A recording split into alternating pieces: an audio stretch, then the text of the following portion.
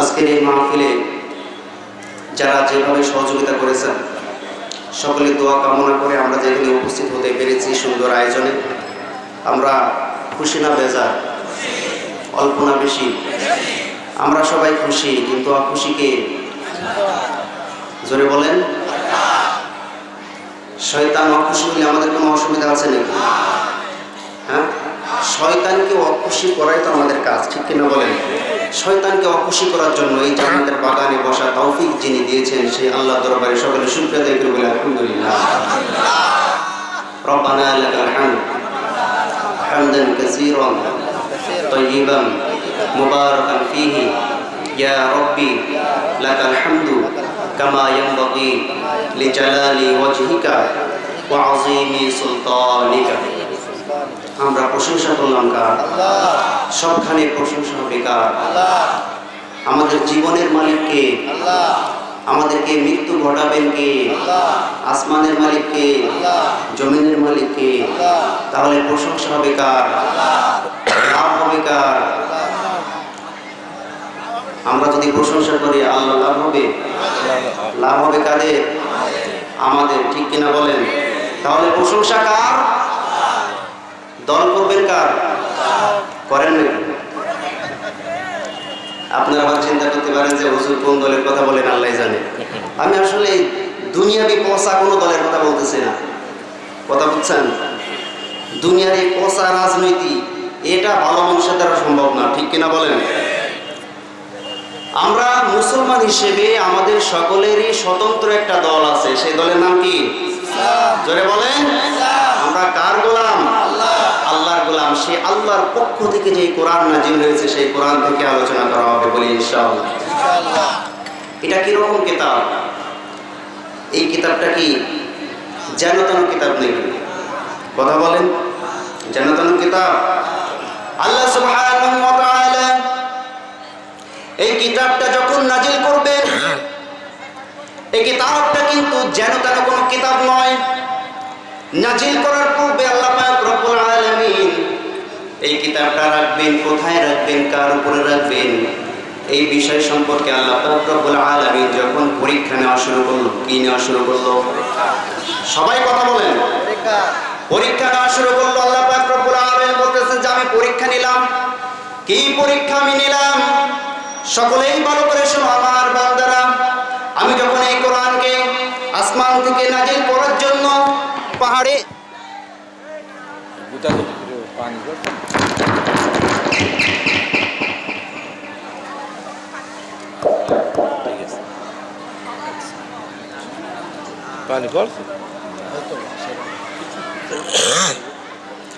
আমার ভাইরা যে কথা বলছিলাম, আল্লাহ পাক রব্বুল আলামিন, সম্মানিত ভাইরা একটু বৃষ্টি হচ্ছে বোধহয়, আমরা কেউ হতাশ না হই। বৃষ্টিটা কিন্তু আল্লাহর পক্ষ থেকে আসে, ঠিক কিনা বলেন? আমরা একটু আগায় আসি, প্যান্ডেলের নিচে বসি, তাহলে বৃষ্টির ফোঁটা আমাদের গায়ে কম লাগবে। এটা হচ্ছে ঈমানের পরীক্ষা। আল্লাহ পাক রব্বুল আলামিন মাঝে মাঝে আমাদেরকে এভাবে পরীক্ষা নিয়ে থাকেন, কথা বুঝছেন? এই পরীক্ষার মধ্যে দেখা যাবে যে কারা আসল ধান আর কারা চিটে। কিছু চিটা এখান থেকে চলে যাবে, ওটা আমাদের দেখার কোনো প্রয়োজন নাই। যারা অরিজিনাল ধান, যারা অরিজিনাল কোরআনের পাগল, আল্লাহর পাগল আর রাসূলের পাগল, তারা এখানে বসে থাকবে, কথা বুঝছেন? আমরা একটু আগে আসি, পিছনে যারা আছে ওনাদেরকে বসতে দেই। এটা রহমতের পানি। আল্লাহ পাক রব্বুল আলামিন যখন কোনো বান্দার উপরে খুশি হন, তখন তাকে খুশি হয়ে তিনটা জিনিস দান করেন। কয়টা জিনিস? সবাই কথা বলেন, কয়টা জিনিস? আল্লাহ সুবহানাহু ওয়া তাআলা সর্বপ্রথম যে বান্দার উপরে খুশি হন, ওই বান্দার বাড়িতে আল্লাহ পাক রব্বুল আলামিন মেহমান পাঠিয়ে দেন। সুবহানাল্লাহ বলেন। আল্লাহ সুবহানাহু ওয়া তাআলা খুশি হওয়ার পরে জিজ্ঞাসা করলেন, এই প্রশ্নটা করেছিলেন মুসা আলাইহিস সালাম। কে প্রশ্ন করেছিলেন? মুসা আলাইহিস সালাম প্রশ্ন করলেন, আল্লাহ তুমি যখন কোনো বান্দার উপর খুশি হও তুমি তাকে কি পুরস্কার দাও? বলছে আমি সর্বপ্রথম যখন খুশি হই আমি ওই বান্দার জন্য ওই বান্দার বাড়িতে মেহমান পাঠিয়ে দেই। মুসা আলাইহিস সালাম বলছেন বুঝলাম, এরপরে যদি একটু বেশি খুশি হও তখন কি করো? খুশির একটা পরিমাপ আছে, একটু ভালো খুশি হলো আসসালামু আলাইকুম ভাই কেমন আছেন, ভালো খুশি। আর একটু বেশি খুশি হলেন ভাই আসলে একটু দোকানে চা খেয়ে যান, এরা একটু বেশি খুশি না? আরো বেশি খুশি যদি হন তাহলে বাড়িতে নিয়ে দাওয়াত করে খাওয়ান, ঠিক কিনা? মুসা আলাইহিস সালাম বলছেন যে এটা তো সাধারণ খুশি, এর চেয়ে একটু বেশি খুশি যদি আপনি কোনো বান্দার উপরে হয়ে যান তাহলে আপনি কি পুরস্কার দেন? আল্লাহ সুবহানাহু ওয়া তাআলা বলেন, আমি যদি তার উপরে একটু বেশি খুশি হই তাহলে ওই জনপদের উপরে আমি বৃষ্টি নাজিল করে দেই। বলেন সুবহানাল্লাহ। তাহলে বৃষ্টি তার রহমত কিনা? কথা বলেন। এরপরে মুসা আলাইহিস সালাম বলছেন, এবার ঠিক আছে, সর্বোত্তম সর্বোচ্চ খুশি, সর্বোচ্চ চূড়ার মতন খুশি আপনি যদি কোনো বান্দার উপর হয়ে যান, আপনি তাকে কি দান করেন? আল্লাহ সুবহানাহু ওয়া তাআলা বলেন, সবচাইতে বেশি আমি যেই বান্দার উপর খুশি হয়ে যাই সেই বান্দার ঘরে আমি একজন কন্যা সন্তান দান করে দেই। বলেন সুবহানাল্লাহ। আর আমরা তো কন্যা হইলে খুশি না বেজার? জোরে বলেন। ছেলে যদি হয় বাজার থেকে 10 কেজি মিষ্টি নিয়ে এসে খাওয়ায়, ঠিক কিনা? মেয়ে যদি হয় 1 সপ্তাহ পরে সংবাদ পাওয়া যায়। এরকম মানুষ আছে না নাই? জোরে বলেন। ছেলে দেওয়ার মালিক কে? মেয়ে দেওয়ার মালিক কে? আল্লাহ সুবহানাহু ওয়া তাআলা বলেন, লিল্লাহি মুলকুস সামাওয়াতি ওয়াল আরদি ইয়াখলুকু মা ইয়াশা ইয়াহাবু লিমান ইয়াশাউ ইনাসা ওয়া ইয়াহাবু লিমান ইয়াশাউ যুকুর। জোরে বলি আল্লাহু আকবার। আল্লাহ পাক রব্বুল আলামিন বলেন, লিল্লাহি মুলকুস সামাওয়াতি ওয়াল আরদ, আসমান এবং জমিনের একচ্ছত্র মালিক কে? আরো জোরে বলেন কে? ইয়াখলুকু মা ইয়াশা, আল্লাহ বলেন আমি যা ইচ্ছা তাই সৃষ্টি করে থাকি। ইয়াহাবু লিমান ইয়াশাউ ইনাসা, আমি যদি ইচ্ছা করি কাউকে কন্যা সন্তান দান করি। সুবহানাল্লাহ বলেন। ওয়া ইয়াহাবু লিমান ইয়াশাউ যুকুর, আমি কাউকে ইচ্ছা করলে পুত্র সন্তান দান করি। আও ইযাওয়িজুহুম যুকরানা ওয়া ইনাসা, আমি ইচ্ছা করলে কাউকে ছেলেও দেই আবার মেয়েও দেই। ঠিক কিনা বলেন? এরপর আল্লাহ বলতেছেন, ওয়া ইয়াজআলু মান ইয়াশাউ আকিমা, আর আমি যদি ইচ্ছা করি কাউকে ছেলেও দেই না মেয়েও দেই না, যতই তুমি বাবার দরবারে দৌড়াদৌড়ি করো না কেন। ঠিক কিনা বলেন? আমরা তো সন্তান পাওয়ার জন্য বিভিন্ন বাবার দরবারে দৌড়াইতে হবে কার দরবারে? জোরে বলেন কার দরবারে? কিছুক্ষণ আগে আমাদের আব্দুল সামাদ ভাই বলে গেলেন, কবির সামাদ ভাই, উনি বলে দিয়ে গেলেন করোনা ভাইরাসের ভয়ে আমরা মাস্ক পড়া শুরু করেছি। কি পড়া শুরু করেছি? জোরে বলেন। করোনা ভাইরাসের ভয়ে যদি আমরা মাস্ক পড়তে পারি, জাহান্নামের আগুনের ভয়ে কেন মসজিদে যেতে পারি না? কথা বলেন। তাহলে দৌড়াইতে হবে কার দরবারে? জোরে বলেন।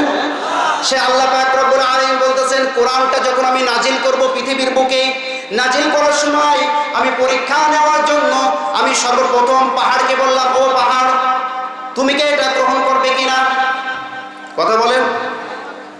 ইন্না আরাদনাল আমানাতা আলাস সামাওয়াতি ওয়াল আরদি ওয়াল জিবালি ফাআবাউনা আন ইয়াহমিলনাহা ওয়া আশফাকনা মিনহা ওয়া হামালাহাল ইনসান। জোরে বলি আল্লাহু আকবার। ইন্না আরাদনাল আমানাতা, আমি চিন্তা ভাবনা করলাম, মনোনীত করতে চাইলাম এই কোরআনটাকে আমি আসমানে রাখবো। আসমান কি নিতে পেরেছে নাকি? জোরে বলেন। আসমান নিতে স্বীকৃতি জানাই নাই।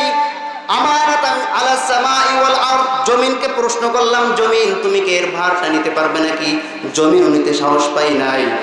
পাহাড়কে প্রশ্ন করলো, পাহাড় বললো যে আমিও পারবো না। নিল কে? কথা বলেন। ভার গ্রহণ করার ক্ষমতা নিল কে? এই দুঃসাহস দেখালো কে? জোরে বলেন। তাহলে কোরআনের ওজন আছে, এটা আমরা জানি, ঠিক কিনা? কোরআনের ওজন আছে বিদায় আসমান জমিন পাহাড় পর্বত কোনো কিছুই এটাকে নিতে সাহস পাই নাই।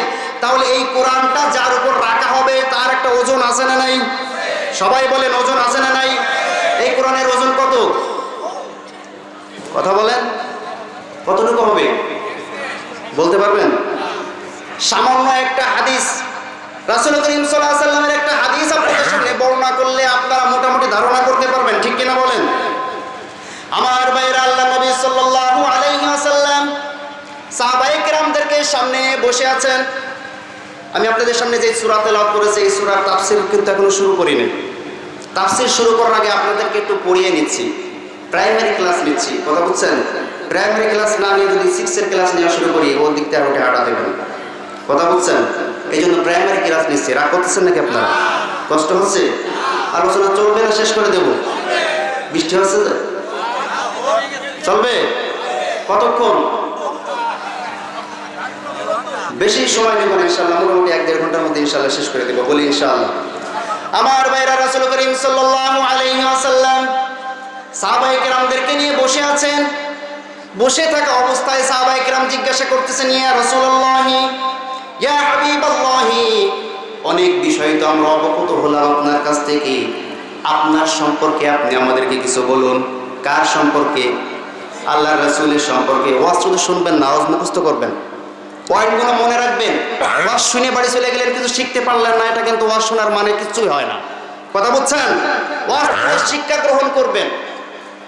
তাহলে কার কথা জিজ্ঞাসা করলেন? রাসূল সাল্লাল্লাহু আলাইহি ওয়াসাল্লামের কথা, যে আপনার সম্পর্কে কিছু বলুন। রাসূল করিম সাল্লাল্লাহু আলাইহি ওয়াসাল্লাম বলছেন, শোনো, আমার সম্পর্কে শোনার আগে আমি তোমাদেরকে একটা কথা বলছি। হ্যাঁ, আমার সম্পর্কে তো আমি তোমাদেরকে বলবো, আমি হচ্ছে তোমাদের পিতা ইব্রাহিম আলাইহিস সালামের দোয়ার ফসল। সুবহানাল্লাহ বলেন। আমাদের পিতাকে, সবাই বলেন, আমাদের পিতাকে ইব্রাহিম আলাইহিস সালাম কি দোয়া করেছিলেন? রব্বানা ওয়াবাস ফীহিম রাসূলাম মিনহুম ইয়াতলু আলাইহিম আয়াতিহি ওয়া ইউযাক্কিহিম ওয়া ইউআল্লিমুহুমুল কিতাবা ওয়াল হিকমাহ। জোরে বলি আল্লাহু আকবার। রব্বানা, ও আমাদের প্রভু, আমাদের রব, ওয়াবাস ফীহিম রাসূলাম মিনহুম, তোমার ওই জাতির মধ্য থেকে, তাদের মধ্য থেকে এমন একজন রাসূল তুমি প্রেরণ করে দাও, এমন একজন রাসূল তুমি পাঠিয়ে দাও, ইয়াতলু আলাইহিম আয়াতিহি, যে রাসূল তোমার পক্ষ থেকে কিতাব নাযিল হবে, এই কিতাব তোমার বান্দাদেরকে পড়ে শোনাবে। বলেন সুবহানাল্লাহ। ইয়াতলু আলাইহিম আয়াতিহি, কিতাব পড়ার দ্বারা তাদের কি উপকার হবে? ওয়া ইউযাক্কিহিম, কিতাব পড়ে শোনানোর পরে যারা ঈমান আনবে তাদের আত্মা পরিষ্কার হয়ে যাবে। বলেন সুবহানাল্লাহ। সুতরাং যারা ঈমানদার হবে, যারা আল্লাহকে মহব্বত করবে, আল্লাহর রাসূলকে যারা মহব্বত করবে, তাদের সামনে যখন কোরআনের আলোচনা করা হবে তাদের ঈমানটা পরিষ্কার হয়ে যাবে। ঠিক কিনা বলেন? আর যাদের অন্তরের মধ্যে শয়তানি আছে, যাদের অন্তরের মধ্যে বদমাইশি আছে, মুনাফিকি আছে, উপর দিয়ে বলে আমি নামাজি, আমি মুসলমান, তলে তলে ইসলামের বিরোধিতা করে, এরকম মানুষ আছে না নাই? জোরে বলেন, আছে না নাই? তাদের সামনে যখন কোরআন তেলাওয়াত করা হবে তুমি তাদের অবস্থা দেখবে। ওয়া ইযা কিলা লাহুম তাআলাউ ইলা মা আনজালাল্লাহু ওয়া ইলার রাসূলি রাআইতাল মুনাফিকিনা ইয়াসুদ্দুনা আনকা সুদুদা। জোরে বলি আল্লাহু আকবার। তাদের সামনে যখন তুমি কোরআন তেলাওয়াত করবে, রাআইতাল মুনাফিকুনা, মুনাফিক মার্কা কিছু লোক দেখবে, তারা কোরআনের তাফসীর ছেলে পালন শুরু করবে, পৃষ্ঠ প্রদর্শন করে চলে যাবে, কোরআনের বিরোধিতা করবে, কোরআনের তাফসীর মাহফিলের বিরোধিতা করবে, কোরআনের আইনের বিরোধিতা করবে, কোরআনের আয়াতের বিরোধিতা করবে, কোরআনের সঠিক কথা, হক কথাগুলি যারা বলবে তাদের বিরুদ্ধে বিভিন্ন কথাবার্তা বলে বেড়াবে। কথা বলেন ঠিক কিনা? এরকম মানুষ আছে না নাই? জোরে বলেন, আছে না নাই? এজন্যই তো আল্লাহ বলতেছেন যে আমি কোরআন নাজিল করেছি মুমিনদের জন্য, মুমিনদের কলবটা পরিষ্কার হয়ে যাবে। বলেন সুবহানাল্লাহ। এরপরে রাসূল বলতেছেন আমি হচ্ছে তোমাদের নবী, তোমাদের পূর্বের নবী ঈসা আলাইহিস সালামের সংবাদের ফসল। ঈসা আলাইহিস সালাম নবী সংবাদ দিয়েছেন কি দেন নাই? কথা বলেন। ঈসা আলাইহিস সালাম যে সংবাদ দিয়েছেন আমি সেই সংবাদের ফসল। কি সংবাদ দিয়েছিলেন? ঈসা আলাইহিস সালাম বলতেছেন ওয়াইদ ক্বালা ঈসা ইবনু মারইয়াম ইয়া বানি ইসরাঈল ইন্নী রাসূলুল্লাহি ইলাইকুম মুসাদ্দিকান লিমা বাইনা ইয়াদাইয়া মিনাত তাওরাতি ওয়া মুবাশশিরান বিরাসূলিন ইয়াতি মিন বা'দি ইসমুহু আহমদ। জোরে বলি আল্লাহু আকবার। মারইয়ামের পুত্র ঈসা আলাইহিস সালাম তোমাদের সামনে বলেছিল ইয়া বানি ইসরাঈল, ও আমার সম্প্রদায়, বানি ইসরাঈলের সম্প্রদায়, ইয়া বানি ইসরাঈল আযকুরু ইয়া বানি ইসরাঈল ইন্নী রাসূলুল্লাহি ইলাইকুম, আমি আল্লাহর পক্ষ থেকে তোমাদের সামনে নবী হিসেবে প্রেরণ করে এসেছি। ঠিক এরকমই ভাবে আমার সত্যতা প্রমাণ করার জন্য তোমাদের পরে আর একজন নবী আসবে, সেই নবীর নাম হচ্ছে মিন বাদি ইসমুহু আহমদ, তার নাম হবে মুহাম্মদ। জোরে বলেন সুবহানাল্লাহ। তাহলে ঈসা আলাইহিস সালামের সংবাদের ফসল কে?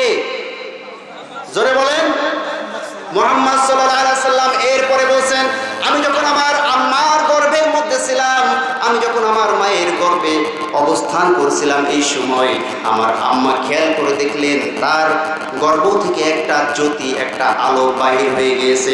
এই আলোটার এত পাওয়ার ছিল, এত জ্যোতি ছিল, যে জ্যোতির কারণে মক্কার এই আলো বাইর হয়ে আশেপাশে যত রাষ্ট্রগুলো ছিল প্রত্যেকটা রাষ্ট্রের বড় বড় প্রাসাদগুলো এই আলোয় আলোকিত হয়ে গিয়েছে। বলেন সুবহানাল্লাহ। আমি যখন ভূমিষ্ঠ হলাম, ভূমিষ্ঠ হওয়ার পরে আমি যখন মা হালিমাতুস সাদিয়ার পুত্রী, আমি যখন লালিত পালিত হচ্ছিলাম, ছাগল লালন পালন করার জন্য, ছাগল চড়ানোর জন্য আমি পাহাড়ি অঞ্চলে ছাগল নিয়ে গিয়েছিলাম। সাদা জুব্বা পরিহিত দুইজন ব্যক্তি আমার সামনে চলে আসলো। আমার সামনে এসে আমাকে দুই হাত দিয়ে ধরে নিয়ে চলে গেল। নিয়ে যাওয়ার পর আমাকে চিৎ করে শোয়ালো। শোয়ানোর পরে মাঝখান থেকে আমার বুক বরাবর ফেড়ে ফেললো। ফেড়ে দুই পাশ থেকে আলাদা করে মাঝখান থেকে কলিজাটাকে বের করে বরফ খচিত পেয়ালা নিয়ে এসে বরফ দিয়ে আমার এই কলিজাটা সুন্দর করে ধুয়ে মুছে সুন্দর করে পরিষ্কার করে আবার জায়গার বরফ জায়গায় রেখে দিল। রেখে দেওয়ার পরে আবার পূর্বের নয় আমাকে সুস্থ করে দিল। সুস্থ করে দেওয়ার পরে একজন বলতেছে এবার তাকে মাপা হোক। কি করবে? মাপা হবে, ওজন করা হবে। তাকে ওজন করো, তাকে এবং তার 10 জন উম্মত একটা পাল্লায় রাখো, দেখো কার পাল্লা ভারী হয়। সুবহানাল্লাহ বলেন। মুহাম্মদ সাল্লাল্লাহু আলাইহি সাল্লামকে ডান পাল্লায় রাখা হলো, বাম পাল্লায় তার উম্মতের 10 জন মানুষকে রাখা হলো। বাম পাশের পাল্লা উঁচা হয়ে গেল, ডান পাশের পাল্লা নিচু হয়ে গেল। সুবহানাল্লাহ বলেন। কালকে সকালবেলায় চা খেয়ে বাড়ি বসে বলবেন সুবহানাল্লাহ। ঠিক আছে? এরপরে একজন আরেকজনকে ডেকে বলছে, ও ভাই ওই 10 জনকে নামাও। 10 জনে কাজ হবে না, 100 জন উঠাও গাড়ি পাল্লায়, এক পাশে মুহাম্মদকে দাও। 100 জনকে অপর প্রান্তে রাখা হলো। মুহাম্মদ সাল্লাল্লাহু আলাইহি সাল্লামকে ডান পাশে রাখা হলো। ডান পাশের পাল্লাটা নিচু হয়ে গেল, বাম পাশের 100 জনের পাল্লাটা উঁচু হয়ে গেল। ফেরেশতা 2 জন 100 জনকে নামিয়ে দিয়ে বলল, 100 জন দ্বারা কাজ হবে না, 1000 উঠাও। কত? 1000 উঠাও। 1000 উঠানো হলো। এক পাশে মুহাম্মদ সাল্লাল্লাহু আলাইহি ওয়াসাল্লামকে রাখা হলো। দেখা গেল ডান পাশের পাল্লাটা নিচু হয়ে গেল, 1000 এর পাল্লাটা উঁচু হয়ে গেল। ফেরেশতারা বলছে, ও আমার ভাই শোনো, এই মুহাম্মদকে যদি সারা বিশ্বের সমস্ত মানুষকে এক সাইডে রেখেও মুহাম্মদকে যদি এক পাশে রাখা হয়, মুহাম্মাদের পাল্লাটা ভারী হয়ে যাবে। এই ওজনওয়ালা মানুষের উপরেই কিন্তু আল্লাহ কোরআন নাযিল করেছেন। কথা বুঝছেন? কোরআনের ওজন আছে না নাই? জোরে বলেন। কোরআনের ওজন আছে না নাই? আমার ভাইরা, কোন শক্ত জিনিস ভালো করে বুঝবেন। আপনি একটা পাহাড়ের সাথে যদি ছোট্ট একটা পাথর দিয়ে আঘাত করেন, ভাঙবে কোনটা? জোরে বলেন। পাহাড়ের সাথে যদি পাথর দিয়ে, ছোট পাথর দিয়ে আঘাত করেন, পাহাড় ভেঙে যাবে নাকি? কি ভাঙবে? ভালো করে বুঝেন। এই কোরআনটা পাহাড়ের চাইতেও শক্তিশালী, ঠিক কিনা বলেন? এই কোরআন পাহাড়ের চেয়েও শক্তিশালী। রাসূল করিম সাল্লাল্লাহু আলাইহি ওয়াসাল্লাম কিন্তু পাহাড়ের চেয়েও শক্তিশালী, ঠিক কিনা বলেন? সুতরাং এই কোরআন যে পাহাড়ের উপর নাযিল হয়েছে, সেই পাহাড়ের উপর যদি তুমি কোরআনের উপরে আঘাত করতে চাও, কোরআনের বিরুদ্ধে কটূক্তি করতে চাও, কোরআনের বিরুদ্ধে আইন রচনা করতে চাও, কোরআনের বিরুদ্ধে, পর্দার বিরুদ্ধে যদি তুমি আইন পাশ করতে চাও, বুঝে রাখো এই কোরআনকে যখন তুমি ধাক্কা মারতে যাবে, পাহাড়ে ধাক্কা মারলে যেরকম মাথা ভেঙে যায়, কোরআনকে ধাক্কা মারতে গেলে তোমার ক্ষমতার মসনদ ভেঙে চুরমার হয়ে যাবে। কথা বলে ঠিক কিনা? আল্লাহ রাগ করলেন নাকি আপনারা? কারো বিরুদ্ধে বলেছি? কোরআনের কথা বলছেন। কোরআনের কথা কিনা? আমার বাইরে এবার বলতে পারেন, মানুষ কি এতই শক্ত নাকি? রাসূল করিম সাল্লাল্লাহু আলাইহি ওয়াসাল্লাম সাহাবায়ে কেরামদেরকে নিয়ে বসে আছেন। আলোচনা কিন্তু এখনো শুরু করি নাই, প্রাইমারি ক্লাস হচ্ছে। দেখবো কারা টিকে। যারা টিকবে 5 জন থাকবে, 5 জন নিয়ে ওয়াজ করবো, বলি ইনশাআল্লাহ। আমার ভাইরা, রাসূল করিম সাল্লাল্লাহু আলাইহি ওয়াসাল্লাম বসে আছেন। বসেই থাকা অবস্থায় সাহাবায়ে কিরামদেরকে নিয়ে বসে আছেন। রাসূল করিম সাল্লাল্লাহু আলাইহি ওয়াসাল্লাম বললেন যে এই পৃথিবীকে যখন আল্লাহ সুবহানাহু ওয়া তাআলা সৃষ্টি করলেন, সৃষ্টি করার পরে পৃথিবী থরথর করে কাঁপতেছে, এইভাবে নড়াচড়া করতেছে। আল্লাহ সুবহানাহু ওয়া তাআলা পৃথিবী সৃষ্টি করার পরে পৃথিবী থরথর করে কাঁপছে। রাসূল করিম সাল্লাল্লাহু আলাইহি ওয়াসাল্লাম বললেন, এই পৃথিবীকে স্থগিত করার জন্য, কাঁপাকাঁপি বন্ধ করার জন্য শক্তিশালী একটা পেরেক আল্লাহ সুবহানাহু ওয়া তাআলা তৈরি করলেন। সেই পেরেকটা কি? জোরে বলেন। পাহাড়। তাহলে তো পাহাড় বহু শক্তিশালী, ঠিক কিনা? এই পেরেকটা দিয়ে যখন আল্লাহ পৃথিবীকে স্থগিত করলেন, সাহাবায়ে কেরাম আরজ করলেন, ইয়া রাসূলুল্লাহ, এই পাহাড়ের চাইতে শক্তিশালী কিছু আছে নাকি? আছে পাহাড়ের চেয়ে শক্তিশালী কিছু? কি বলেন তো? এই হাদিস অনুযায়ী কি না, উল্টা হয়ে যাচ্ছে। রাসূল করিম সাল্লাল্লাহু আলাইহি ওয়াসাল্লাম বললেন যে এই পাহাড়ের চেয়ে শক্তিশালী জিনিস আছে। বলছে কি? বলছে লোহা। কি? রাসূলের হাদিস, পাহাড়ের চেয়ে শক্তিশালী লোহা। কিভাবে? বড়, অনেক বড় পাহাড়, ছোট্ট ছোট্ট লোহার কাঁচি দিয়ে, লোহার খুন্তা দিয়ে, লোহার যন্ত্র দিয়ে কেটে কেটে পাহাড় নষ্ট করে যাওয়া যায় কিনা? পাহাড় কেটে কেটে রাস্তা তৈরি হচ্ছে না? তাহলে রাসূল বললেন যে পাহাড়ের চাইতেও শক্তিশালী হচ্ছে লোহা। সাহাবায়ে কেরাম আরজ করলেন, ইয়া রাসূলুল্লাহ, এই লোহার চেয়ে শক্তিশালী কিছু আছে কিনা? হাদিস থেকে বলছি, কোনো গল্প না। আমি কিন্তু কখনো গল্প করি না, ভুল বুঝবেন না কেউ। কখনো গল্প করি না। গল্প করার সময় এখন আছে নাকি? করোনা ভাইরাসের জ্বালে মানুষ মরে যাচ্ছে, গল্প দিয়ে কি করবেন আপনি? ঠিক কিনা? গল্প কিচ্ছা শোনার সময় এখন না। এখন কিভাবে আপনি করোনা থেকে বাঁচবেন সেটা শোনার সময়। সামনে আলোচনার মধ্যে ইনশাআল্লাহ আসবে, বলে দেব। কথা বলছেন? যদি আলোচনা শেষ পর্যন্ত থাকতে পারেন, করোনা থেকে বাঁচার ঔষধ বলে দেব। এবার চলে যান বাড়ি, অসুবিধা নেই। আমার ভাইরা, সাহাবায়ে কেরাম বললেন, লোহার চেয়ে শক্তিশালী কোনো কিছু আছে নাকি? কথা বলেন। রাসূল করিম সাল্লাল্লাহু আলাইহি ওয়াসাল্লাম বলেন, লোহার চেয়ে শক্তিশালী একটা জিনিস আছে, সেটা হচ্ছে আগুন। জোরে বলেন। লোহা যত শক্তই হোক না কেন, আগুনের মধ্যে দিলে লোহা গলে শেষ, ঠিক কিনা বলেন? জোরে বলেন, ঠিক কিনা? সাহাবায়ে কেরাম বলেন, ইয়া রাসূলুল্লাহ, আগুনের চেয়ে শক্তিশালী কিছু আছে নাকি? রাসূল করিম সাল্লাল্লাহু আলাইহি ওয়াসাল্লাম বলেন যে আছে। বলেন তো কি? পানি। পানি আগুনের চেয়ে শক্তিশালী কি? যত বেশি দাও দাও করে আগুন জ্বলুক না কেন, সঠিকভাবে যদি আপনি পানি দিতে পারেন, অবশ্যই কিন্তু সে আগুন নিস্তেজ হয়ে যাবে, ঠিক কিনা বলেন? সাহাবায়ে কেরাম বললেন, ইয়া রাসূলুল্লাহ, পানির চেয়ে শক্তিশালী কিছু আছে নাকি? কি আছে? জোরে বলেন। এক সাগরের অর্ধেক পানি এক বাতাসের ঘূর্ণিঝড়ে নিয়ে আরেক অঞ্চলে নিয়ে যেতে পারে কিসে? জোরে বলেন। বাতাসে। রাসূল করিম সাল্লাল্লাহু আলাইহি ওয়াসাল্লাম বললেন, পানির চেয়েও বেশি শক্তিশালী আছে বাতাস।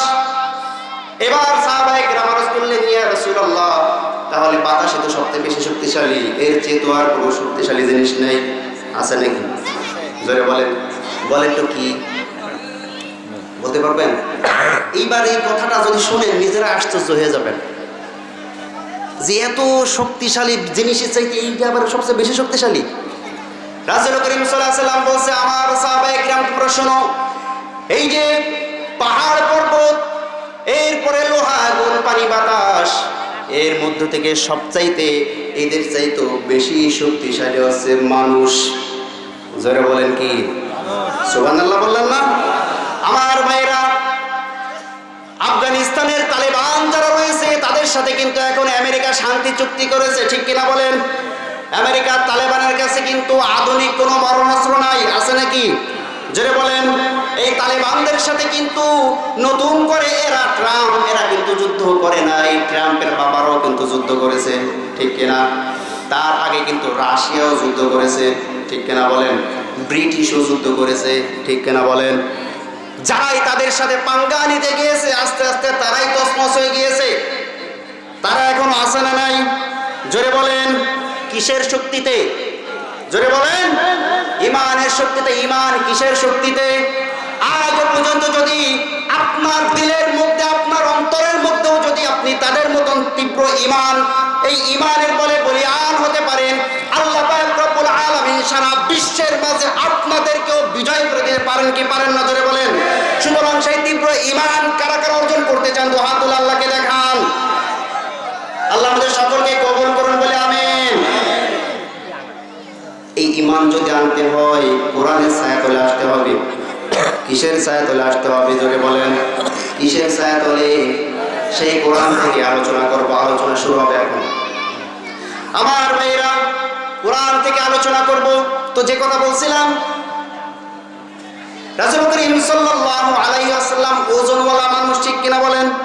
তার উপরে আল্লাহ পাক রব্বুল আলামিন কোরআন নাজিল করে দিয়েছেন। এই কোরআনের মধ্যে কি অন্যায়ভাবে কাউকে হত্যা করার বিধান আছে নাকি? যে তুমি অন্যায়ভাবে হত্যা করবা, একজনকে হত্যা করার সাথেই তুমি জান্নাতে চলে যাবে লাভ দিয়ে, কোনো অসুবিধা নাই। এরকম কোনো বিধান কোরআনের মধ্যে আছে? জোরে বলেন। আমার ভাইরা, কোরআনের মধ্যে তো আছে মান ক্বাতালা নাফসান বিগাইরি নাফসিন আও ফাসাদিন ফিল আরদি ফাকান্নামা ক্বাতালান নাস জামিআ। জোরে বলি আল্লাহু আকবার। মান ক্বাতালা নাফসান বিগাইরি নাফসিন আও ফাসাদিন, যদি কোনো ব্যক্তি অন্যায়ভাবে কোনো মানুষকে হত্যা করে ফেলে, হোক সে মুসলিম, হোক সে হিন্দু, হোক সে বৌদ্ধ, হোক সে খ্রিস্টান, অন্যায়ভাবে যদি কোনো মানুষকে হত্যা করে ফেলে, সে যেন সারা পৃথিবীর মানুষদেরকে হত্যা করে ফেললো, বলি নাউযুবিল্লাহ। ওয়া মান আহইয়াহা ফাকান্নামা আহইয়ান নাস জামিআ, যদি কোনো ব্যক্তি পৃথিবীর একজন মানুষের জীবন ভিক্ষা দেয়, একজন মানুষের জীবনকে দান করে দেয়, সে যেন সারা পৃথিবীর মানুষের জীবনটাকে দান করে দিল, বলেন সুবহানাল্লাহ। এরকম অন্যায়ভাবে মানুষ মারার ইতিহাস কিন্তু মুসলমানদের মধ্যে নাই। আছে নাকি? কথা বলেন। মুসলমানদের মধ্যে নাই, কিন্তু মুসলমান নামধারী কিছু মুনাফিকদের মধ্যে আছে। কথা বলেন ঠিক কিনা? নিরপরাধ মানুষদেরকে যারা হত্যা করে আল্লাহর কাঠগড়ায় তোমাদেরকে দাঁড় করানো লাগবে। কথা বলেন ঠিক কিনা? সেদিন কি জবাব দিবে সেই চিন্তা ভাবনা করে পৃথিবীর থেকে বিদায় নাও। ঠিক কিনা বলেন? পৃথিবীতে কিন্তু কেউ স্থায়ী হতে পারে না। পারে নাকি? যত বড়ই ক্ষমতাসীন হোক না কেন, পারে? কেউ কি আজীবন থাকবে? সুতরাং তুমি যেই কাজটা করবে ওই কাজের ভাগীদার হয়ে কিন্তু তোমাকে মৃত্যুবরণ করা লাগবে। ঠিক কিনা বলেন? আপনি একজনের উপর অন্যায় করবেন, ওই অন্যায়টার বদৌলতে কিন্তু আপনার উপরেও অন্যায় হবে। ঠিক কিনা বলেন? যেই কোরআনের মধ্যে সন্ত্রাস এবং জঙ্গিবাদের বিরুদ্ধে এত সুন্দর কঠোর নির্দেশ রয়েছে, সেই মুসলমান কখনো সন্ত্রাস জঙ্গিবাদ হতে পারে? জোরে বলেন পারে। সুতরাং সেই মুসলমানদেরকে যখন সন্ত্রাস বলা হয়, জঙ্গিবাদ বলে আখ্যায়িত করা হয়, এই সন্ত্রাস এবং জঙ্গিবাদ যারা ঘটায় তারাই মুসলমানদের বিরুদ্ধে সন্ত্রাস এবং জঙ্গিবাদের এই সমস্ত তাণ্ডব তাদের উপরে অর্পণ করে। ঠিক না বলেন? আমার ভাইরা, আমরা দেখতে পাচ্ছি আজকে বিশ্বের বুকে মুসলমানরা সন্ত্রাসী নাকি অমুসলিমরা সন্ত্রাসী? আপনারাই বলেন কারা সন্ত্রাসী? যারা অন্যায়ভাবে মানুষদেরকে হত্যা করতেছে তারা সন্ত্রাসী, আর যারা এই সন্ত্রাসদের বিরুদ্ধে কথা বলে তারা হয়ে যায় দেশদ্রোহী। ঠিক কিনা বলেন? সন্ত্রাসের বিরুদ্ধে কথা বললে হয়ে যায় দেশদ্রোহী, সন্ত্রাসের পক্ষে থাকলে হয়ে যায় দেশের পক্ষের লোক। আপনারা কি সত্য কথা বলতে চান নাকি সত্যকে বিলুপ্ত করে মিথ্যার উপরে জীবনটাতে ঘটাইতে চান? কথা বলেন। আমরা সত্য নিয়ে বাঁচবো, যতদিন বাঁচবো বলে ইনশাআল্লাহ। একদিন বাঁচবেন, সত্য নিয়ে বাঁচবেন। ঠিক কিনা বলেন? আমাদের নবী কি জীবনে কখনো মিথ্যা কথা বলেছিলেন নাকি? আমরা কার উম্মত? জোরে বলেন। মুহাম্মদ সাল্লাল্লাহু আলাইহি ওয়াসাল্লাম উম্মত। তিনি কয়দিন মিথ্যা কথা বলেছেন? আমাদের সকাল হয় মিথ্যা দিয়ে। ঠিক কিনা? কথা বলছেন না? রাগ করলেন? আমাদের সকাল শুরু হয় মিথ্যা দিয়ে, রাত্রে ঘুমাইতেও টেলিফোনে একটা মিথ্যা কথা বলে এরপরে ঘুমাই। ঠিক কিনা বলেন? তা বিপদ ভাইরাস আমাদের উপর আসবে না, তা কাদের উপর আসবে? কথা বলেন। আমার ভাইরা, তো যে আয়াত আমরা তেলাওয়াত করেছিলাম, আল্লাহ পাক রব্বুল আলামিন এই সূরার নাম দিয়েছেন সূরাত ইউসুফ। কোন সূরা? সূরা ইউসুফের প্রথম থেকে আমি আপনাদের সামনে তেলাওয়াত করেছি। এর থেকে আমরা সামান্য কিছু আলোচনা শুনব। আমার উদ্দেশ্যে কিন্তু কোনো কাহিনী বর্ণনা করা না। কোরআনের প্রত্যেকটা ঘটনার মধ্যে আপনার জন্য অনেক বড় বড় শিক্ষা আছে। কি আছে? এই শিক্ষাগুলো যারা নিতে পারে তারাই নিজের জীবনটাকে প্রতিষ্ঠিত করতে পারে। ঠিক কিনা বলেন? সূরাতুল ইউসুফ, এই সূরায় 111টি আয়াত আছে। কয়টি আয়াত? 111টি আয়াত।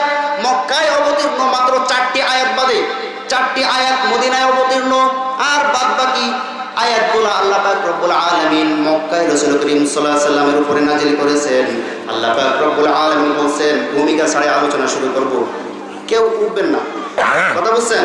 যদি জরুরত হয় প্রস্তাব পায়খানা সে উঠতে পারেন, এছাড়া কোরআনের আলোচনা ছেড়ে যদি আপনি উঠেন তাহলে তো বুঝেনি। প্রথমে বলে দিয়েছি আপনি কিসের অন্তর্ভুক্ত।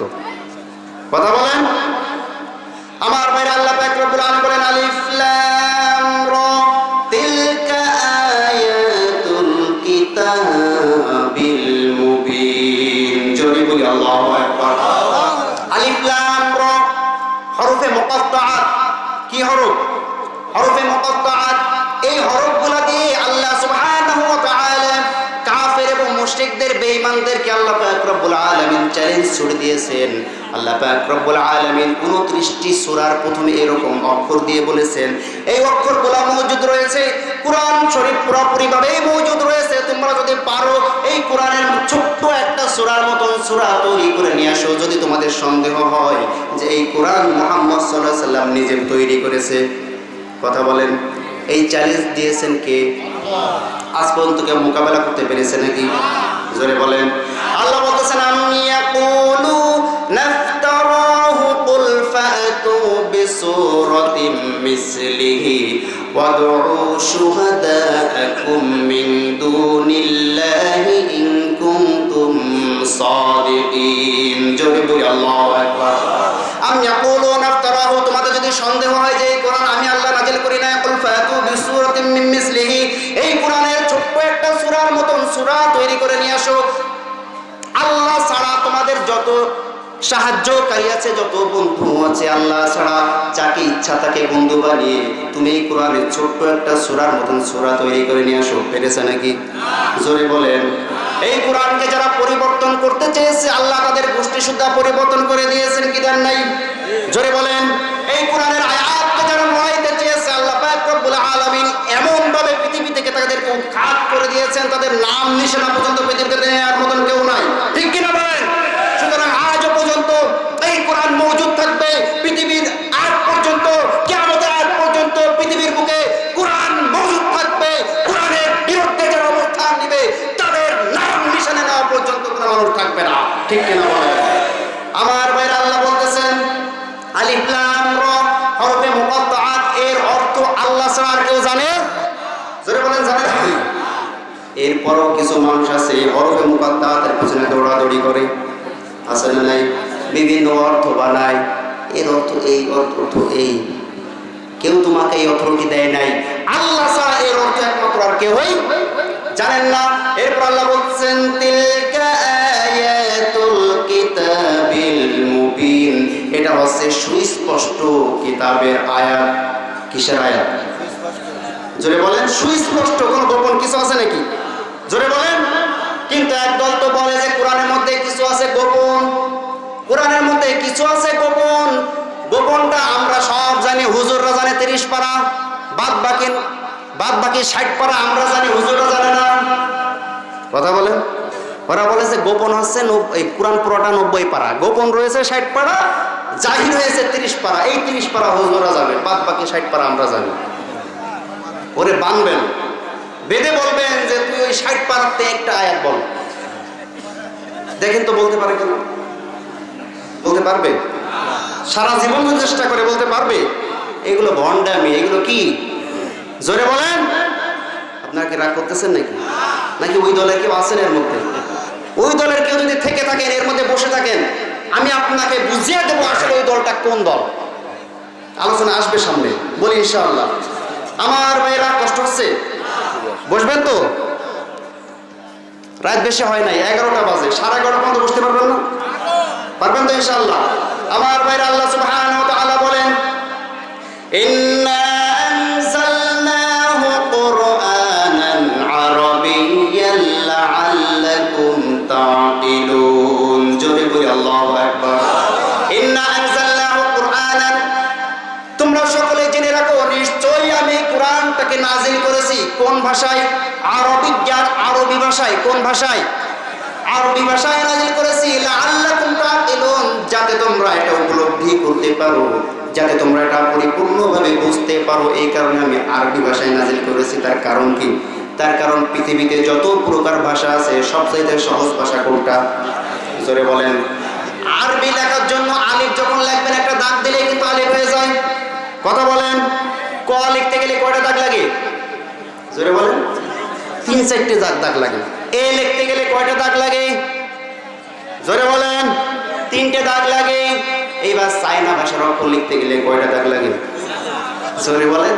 চায়না ভাষায় যদি এই কোরআন নাযিল করতো আমাদের কি অবস্থা হতো বুঝছেন?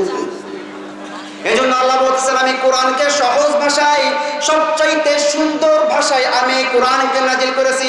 পৃথিবীর মধ্যে সর্বশ্রেষ্ঠ ভাষা হচ্ছে আরবি ভাষা। কোন ভাষা? জোরে বলেন। সর্বশ্রেষ্ঠ ভাষায় আল্লাহ পাক রব্বুল আলামিন সর্বশ্রেষ্ঠ মানবের উপরে আল্লাহ কোরআন নাযিল করেছেন সর্বশ্রেষ্ঠ ফেরেশতার মাধ্যমে, ঠিক কিনা? সর্বশ্রেষ্ঠ ফেরেশতার মাধ্যমে, সর্বশ্রেষ্ঠ মাসের মধ্যে, ঠিক কিনা বলেন? সর্বশ্রেষ্ঠ রাত্রে, ঠিক কিনা বলেন? আল্লাহ পাক রব্বুল আলামিন এই শ্রেষ্ঠ কোরআন আমাদের মধ্যে নাযিল করেছেন। কেন নাযিল করেছেন? যাতে আমরা এই কোরআনটাকে সুন্দর করে বুঝতে পারি। কথা বলেন। কিন্তু আমরা তো আজকে কোরআন বুঝতে চাই না। বুঝতে চাই? কোরআন বুঝতে চাই না। আমরা যখন মাহফিল শুনতে যাই, ওয়াজ শুনতে যাই, কোনো বক্তা যদি তাফসীর করে সুন্দর করে কেটে কেটে বেছে বেছে তাফসীর করে, বলি এই বক্তার ওয়াজ ভালো লাগছে না, ঠিক কিনা বলেন? আর যদি কোনো ব্যক্তি এসে টান দেয়, বুঝিনি মা টান, দয়াল নবী মায়ার নবী গো আপনি নবী আমার জীবনের জীবন, খুব ভালো লাগে তার, ঠিক কিনা বলেন? কিন্তু কোন বক্তা যদি তাফসীর করে তার গলা যদি একটু খারাপ হয়ে যায়, আরে স্টেজ ধরে রাখা খুবই কষ্ট, ঠিক কিনা? এই কারণেই তো ফজরের নামাজে মানুষ খুঁজে পাওয়া যায় না। রাগ করলেন নাকি আপনারা? এখন থেকে নিয়ত করবেন যতদিন বেঁচে থাকবো কোরআনের মাহফিলে কোরআনের তাফসীর শুনতে যাব। কথা বুঝছেন? গলার কণ্ঠ খুব সুন্দর, এসে আপনাকে গালিগালাজ করে থুয়ে যাচ্ছে, আপনি বলছেন খুব সুন্দর ওয়াজ হয়েছে, একটা কোরআনের আয়াত নাই, অথচ আল্লাহ কোরআন নাযিল করেছেন মানুষদেরকে ওয়াজ করার জন্য, ঠিক কিনা? আল্লাহ পাক রব্বুল আলামিন বলতেছেন ওয়ালাকাদ ইয়াসসারনাল কুরআনা লিযিকরি ফাহাল মিন মুদ্দাকির। জোরে বলি আল্লাহু আকবার। আমি এই কোরআনকে নাযিল করেছি, এই কোরআনকে সহজ ভাষায় নাযিল করেছি, সহজ ভাবে নাযিল করেছি। আসো কি কেউ এই কোরআন থেকে উপদেশ গ্রহণ করবে, এই কোরআন থেকে ওয়াজ শুনবে, এরকম কোন বান্দা কি পৃথিবীতে আসো নাকি? কে বলতেছেন এই কথা? আল্লাহ বক্তাদেরকে বলতেছেন, ও বক্তা তুমি ওয়াজ করো কোরআন দিয়ে, ফাযাক্কির বিল কুরআনি মাইয়াখাফু ওয়াঈদ। জোরে বলি আল্লাহু আকবার। ও বক্তা তুমি কোরআন থেকে মানুষদেরকে ভয় প্রদর্শন করো, কোরআন থেকে ওয়াজ করো। তাহলে বক্তাকে ওয়াজ করতে বলেছেন কোরআন থেকে, শ্রোতাকে ওয়াজ শুনতে বলেছেন কোরআন থেকে, আর আমরা ওয়াজ শুনি বাবার কাহিনী থেকে, ঠিক কিনা বলেন? যতদিন পর্যন্ত বাবার কাহিনী বাদ দিয়ে কোরআন না শুনতে আসবেন ততদিন পর্যন্ত কোনোদিন হেদায়েত পাবেন না। ওয়াজ শুনে যাইবেন, ঘুম কামাই করবেন, আর কোনো লাভ নাই। কথা বলেন। কোরআনের এক একটা আয়াত শুনবেন, একটা শব্দ শোনার পরে একটা অক্ষরের বিনিময়ে 10টি করে নেকি হবে। কয়টি করে নেকি? জোরে বলেন। কোরআনের অর্থ শুনলে 10-এর জায়গায় 100টি নেকি হয়। সুবহানাল্লাহ বলেন। কোরআনের তাফসীর শুনলে সারা রাত্র নফল নামাজ পড়ার চাইতে বেশি সওয়াব আল্লাহ আমল নামে দান করে দেয়। বাবার গল্প শুনলে কয় নেকি? জোরে বলেন। কোনো নেকি আছে নাকি? কানের ব্যায়াম হয়, অন্তরে ক্ষুধা মেটে, এছাড়া আর কিছুই হয় না। আমার বাইরে জন্য কোরআনের মধ্যেও কিন্তু গল্প আছে, আছে না নাই? কোরআনের মধ্যেও কিচ্ছা আছে, কাহিনী আছে। আপনার কিচ্ছা কাহিনীও যদি শুনতে ইচ্ছা করে, বক্তাকে বলবেন, ও বক্তা কোরআনের মধ্যে যদি ভালো কোনো কিচ্ছা থাকে আপনি ওই কিচ্ছা আমাদেরকে শোনান, বাবার কিচ্ছা শোনাবেন না। কথা বলেন, ঠিক কিনা? রাগ করলেন? আমার ভাই আল্লাহ বলতেছেন, শোনো ও আমার নবী, সেই ধরনের একটা কিচ্ছা আমি তোমাকে শোনাচ্ছি। নাহনু নাকুসসু আলাইকা আহসানাল কসাসু বিমা আইনা ইলাইকা হাযাল কুরআন। জোরে বলি আল্লাহু আকবার। নাহনু নাকুসসু আলাইকা, আমি আল্লাহ তোমাদেরকে কিচ্ছা শোনাচ্ছি। কে শোনাচ্ছেন? আহসানাল কসাস, সবচাইতে উত্তম কিচ্ছা, সবচাইতে সুন্দর গল্প আমি আল্লাহ তোমাদেরকে শোনাচ্ছি। সুবহানাল্লাহ বলেন। আল্লাহর কাছ থেকে আমরা কিচ্ছা শুনবো। এখন কার কাছ থেকে? আমার কণ্ঠ দিয়ে। কথা বুঝছেন? কথাগুলো সব কার? জোরে বলেন। কে বলতেছে কথাগুলা? কণ্ঠটা আমার। আমার কণ্ঠ দিয়ে আল্লাহ পাক রব্বুল আলামিনের কাছ থেকে আমরা কিচ্ছা শুনবো। আহসানাল কসাস, সর্বোত্তম কিচ্ছা। কোরআনের কিচ্ছার চাইতে দামি কিচ্ছা আর কোনো কিছু হতে পারে? কোরআনের কিচ্ছা শুনলেও লাভ। সুবহানাল্লাহ বলেন। কোরআনের কিচ্ছা শুনলেও এক একটা অক্ষরে 10টা করে নেকি। সুবহানাল্লাহ বলেন। বাপ দাদার কিচ্ছা শুনলে কিন্তু কোনো নেকি নাই। এজন্য আল্লাহ বলতেছেন আহসানাল কসাস, আমি উত্তম কিচ্ছা কোরআনের মধ্যে বর্ণনা করেছি। আর ইউসুফ আলাইহিস সালামের কিচ্ছাকে কেন আহসানুল কসাস বলা হয়েছে? তাফসীর কারকরা লিখেছেন যে সূরা ইউসুফের মধ্যে ছাড়া ইউসুফ আলাইহিস সালামের ঘটনার কোথাও নাই। আছে নাকি? জোরে বলেন। অন্য নবী রাসূলদের ঘটনা আল্লাহ বিভিন্ন প্রেক্ষাপট অনুযায়ী বিভিন্ন সূরার মধ্যে আল্লাহ পাক রব্বুল আলামিন নাযিল করেছেন। সূরা ইউসুফ আল্লাহ পাক শুধুমাত্র ইউসুফ আলাইহিস সালামের জন্যই নাযিল করেছেন। সুবহানাল্লাহ বলেন। বিমা আওহাইনা ইলাইকা হাযাল কুরআন, আমি এই কিসসা তোমাকে নাযিল করেছি। আওহাইনা ইলাইকা হাযাল কুরআন, এই কোরআনের ওহীর মাধ্যমে। সুবহানাল্লাহ বলেন। ওয়া ইন কুনতা মিন ক্বাবলিহি লামিনাল গাফিলিন, এই কোরআন শোনার আগে, এই কোরআন নাজিলের আগে তুমি কিন্তু এই ঘটনা জানতে না। ঠিক না বলেন? আল্লাহর নবীকে এই ঘটনা জানতো নাকি? এই ঘটনার একটা প্রেক্ষাপট আছে, এই সূরার প্রেক্ষাপট। রাসূল করিম সাল্লাল্লাহু আলাইহি ওয়াসাল্লাম নবুয়তের দাবিদার হয়ে যখন মক্কার অলিতে গলিতে ইসলাম প্রচার করতে লাগলেন, একদল কোরআন বিদ্বেষী, একদল আল্লাহদ্রোহী, একদল মুনাফিক আল্লাহ রাসূল সাল্লাল্লাহু আলাইহি ওয়াসাল্লামকে পরীক্ষা করার জন্য, টেস্ট করার জন্য বলছেন, ইয়া রাসূলুল্লাহ, ইয়া হাবিবাল্লাহ, আপনাকে আমরা একটা প্রশ্ন করতে চাই। কি করতে চাই? জোরে বলেন। প্রশ্ন করতে চাই। প্রশ্নটা হচ্ছে এই, বনি ইসরাঈলরা কিভাবে মিশরে আসলো এটা আপনি বলেন। কি প্রশ্ন? জোরে বলেন। দেখবেন কোন আলেমের কথায় যদি নিজের গায়ে একটু বিরোধিতা হয়ে যায়, নিজের দলের বিরুদ্ধে হয়েছে, নিজের বাবার বিরুদ্ধে গেছে, নিজের যাই হোক নিজেদের বিরুদ্ধে যখন হয়ে যাবে, তখন দেখবেন যে ওই আলেমরে কিভাবে হেস্তনেস্ত করা যায়, কিভাবে বিভিন্ন নানা ধরনের প্রশ্ন করে তাকে ঠকিয়ে দেওয়া যায়, এই ধরনের কূটকৌশলকারী কিছু মানুষ কিন্তু সমাজে আছে। আছে না নেই? কোন ইমাম সাহেব যদি সুদখোরের বিরুদ্ধে বলে, ওই এলাকার সুদখোরকে ইমামের পিছনে লাগা শুরু করে। ঠিক কিনা বলেন?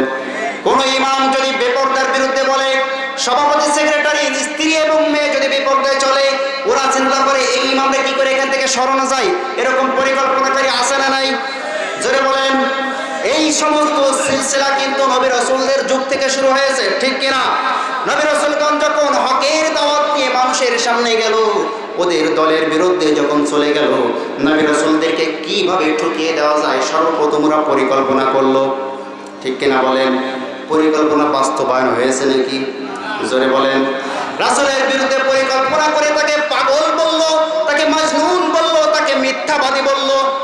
যত বেশি তার নামে কুৎসা রচনা করা শুরু করলো, যত বেশি তার বিরোধিতা করা শুরু করলো, তার বিরুদ্ধে যত অপপ্রচার চালাইতে লাগলো, আল্লাহ পাক রব্বুল আলামিন এই অপপ্রচারটাকে প্রচার হিসেবে নিয়ে নিলেন। বলেন সুবহানাল্লাহ। বলছে মক্কায় একটা পাগল আসছে, তোমরা এই পাগলের কাছে যাবা না। কথা বলেন। কে বলেছিল এই কথা? মক্কায় একটা পাগল আসছে, পাগল, এই পাগলের কাছে তোমরা যাবে না, তোমরাও পাগল হয়ে যাবে। দূর থেকে যারা এসেছে, হঠাৎ যদি কোনো পাগলের কথা শুনে এদের কিন্তু কৌতূহল জাগে, কিরকম পাগল একটু দেখে আসি। কথা বলেন। পাগলের কাছে যখন যায়, পাগলের কোরআন তেলাওয়াত শুনে নিজেরাই পাগল হয়ে যায়। বলেন সুবহানাল্লাহ।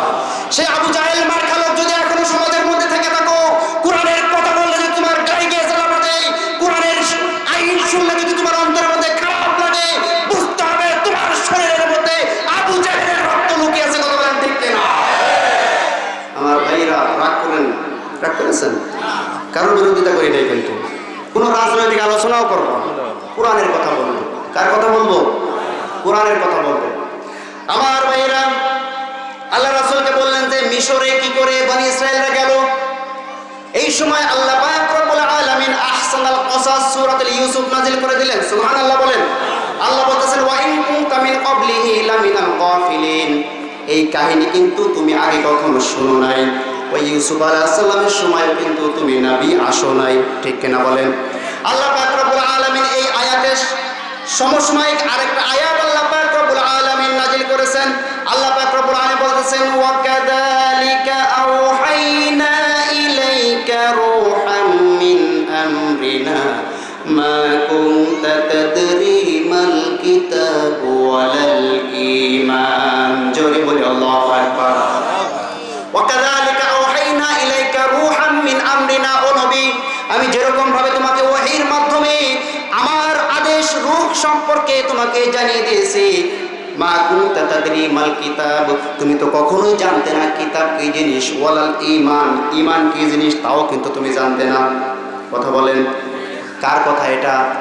আল্লাহর কথা আল্লাহ বলতেছেন ওয়াজাদাকা দাল্লান ফাহাদা, তুমি এক সময় এই বিষয়ে তোমার পরিপূর্ণ কোনো ধারণা ছিল না, আমি তোমাকে সুস্পষ্ট ধারণা দেওয়ার জন্য পবিত্র কোরআন নাযিল করে দিয়েছিলাম। সুবহানাল্লাহ বলেন। এজন্য আল্লাহ বলতেছেন ওয়াইন কুনতা মিন ক্বাবলিহি লামিনাল গাফিলিন, ওই সমস্ত কাফের মুশরিকরা যখন তোমাকে ঠেকানোর জন্য, তোমাকে ঠকিয়ে দেওয়ার জন্য, তুমি যে আল্লাহর নবী নয় এটা সমাজের মধ্যে প্রমাণিত করার জন্য, তোমার বিরুদ্ধে মানুষের সামনে উপস্থাপনা করার জন্য তোমাকে প্রশ্ন করলো বনী ইসরাইল সম্পর্কে, যখন তুমি সেখানে ছিলে না। কিন্তু আমি নবী, আমি আল্লাহ তুমি নবীকে সাহায্য করার জন্য এই সমস্ত কিসসা কাহিনী তোমাকে বর্ণনা করি, যাতে করে এতে তোমার উপকার হয়, তাদের কাছেও পরিষ্কার হয়ে যায় যে এই বাণী একমাত্র আমি নাজিল করেছি, তুমি নিজে মুহাম্মদ কখনো বানাও নাই। ঠিক কিনা বলেন? মুহাম্মদ সাল্লাল্লাহু আলাইহি ওয়াসাল্লামের উপকারটা কি? মুহাম্মদ সাল্লাল্লাহু আলাইহি ওয়াসাল্লামের এই উপকারটা হচ্ছে এই যে ইউসুফ আলাইহিস সালামের এই ঘটনার মধ্যে, ইউসুফ আলাইহিস সালামের এই কাহিনীর মধ্যে এমন শিক্ষা রয়েছে যে তার নিজের আপন ভাই ইউসুফ আলাইহিস সালামের সাথে বেঈমানি করেছে। আছে না নাই? ও নবী, তুমি যখন হকের কথা বলবে তোমার বিরুদ্ধেও তোমার আপনজনরা বেঈমানি করবে। কথা বলেন।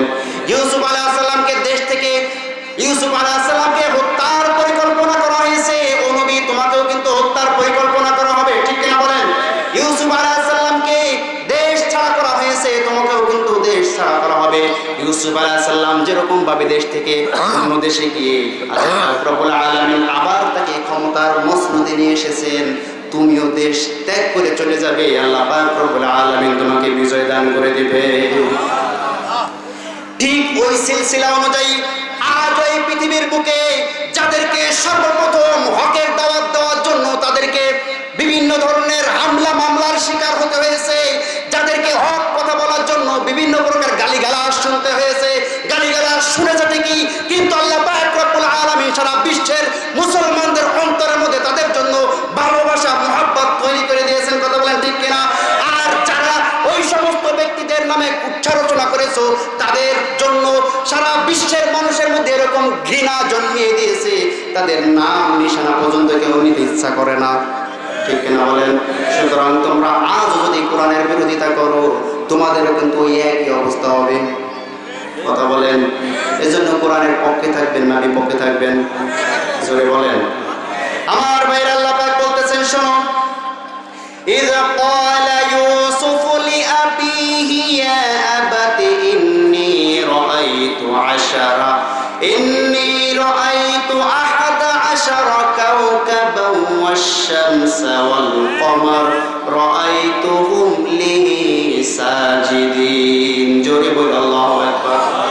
ইউসুফ আলাইহিস সালাম একদিন রাত্রবেলায় স্বপ্ন দেখলেন। এই স্বপ্নের কথা তার পিতাকে গিয়ে বলছেন, ও আমার পিতা, ইয়া আবাতি, ও আমার শ্রদ্ধেয় পিতা, ইন্নী রাআইতু, আমি তো স্বপ্ন দেখলাম, আহাদা আশরা কাওকাবা, 11টি নক্ষত্র আমাকে সিজদা করতেছে, ওয়াশ-শামসা ওয়াল-কমার, সূর্য এবং চন্দ্র আমাকে সিজদা করতেছে, রাআইতুহুম লি সাজিদিন, তারা তো আমার পায়ে লুটিয়ে পড়লো, সিজদা করলো। কে স্বপ্ন দেখলেন? কথা বলেন। ইউসুফ আলাইহিস সালাম স্বপ্ন দেখলেন। নবীদের স্বপ্নটা হচ্ছে ওহী। নবীদের স্বপ্নটা কি? জোরে বলেন। নবীদের স্বপ্ন হচ্ছে ওহী। আমরাও স্বপ্ন দেখি কি দেখি না? জোরে বলেন। আমরা স্বপ্ন দেখি না? আমরা স্বপ্ন দেখতেছি ঘুমের মধ্যে পাউরুটি খাচ্ছি। কি খাচ্ছি? ঘুমের মধ্যে পাউরুটি খাচ্ছি। ঘুম থেকে উঠে সকালবেলায় দেখি বালিশ থেকে তুলা বের করে মুখের মধ্যে আসে না নাই? জোরে বলেন। ঘুমের মধ্যে মোটরসাইকেল চালাইছেন কে কে? হ্যাঁ, নতুন যখন মোটরসাইকেল চালানো শেখা হয়, ঘুমের মধ্যে চালায় মোটরসাইকেল, ঘুমের থেকে উঠে তাকে খেতা ছেড়ে গেছে। এরকম স্বপ্ন আছে না? নবী রাসূলদের স্বপ্ন আছে ওহী। আর আমাদের সব স্বপ্ন কিন্তু সত্য হয় না। আমাদের স্বপ্ন কিছু কিছু সত্য হয়, হয় কি হয় না? জোরে বলেন। স্বপ্ন আছে 3 প্রকার। কয় প্রকার? প্রত্যেকটা কথার মধ্যে, কোরআনের প্রত্যেকটা শব্দের মধ্য থেকে আপনি নিজের জন্য শিক্ষা নিতে পারবেন। আমরা তো শুধু কাহিনী শুনি। কি শুনি? কাহিনী শুনি। এই স্বপ্নের তাফসীর, এই স্বপ্নের ব্যাখ্যা, এই বিষয়ে হাদিস আছে না? স্বপ্ন কয় প্রকার? জোরে বলেন। স্বপ্ন হচ্ছে 3 প্রকার। আমার ভাইরা, একটা স্বপ্ন হচ্ছে শয়তানের পক্ষ থেকে আসে, যেই শয়তানের পক্ষ থেকে আপনার স্বপ্ন দেখার কারণে বিভিন্ন ধরনের আপনার বাগে খেয়ে ফেলাচ্ছে। আপনি আকাশ দিয়ে উড়ে যাচ্ছেন, তিমি মাছে আপনার পেটের মধ্যে ঢুকাই নিছে, এমন স্বপ্ন আসে না নাই? জোরে বলেন। এই সমস্ত স্বপ্ন আসে শয়তানের কাছ থেকে। কার কাছ থেকে? আর ভালো ভালো কিছু স্বপ্ন আসে, যেই স্বপ্ন আল্লাহর পক্ষ থেকে আসে।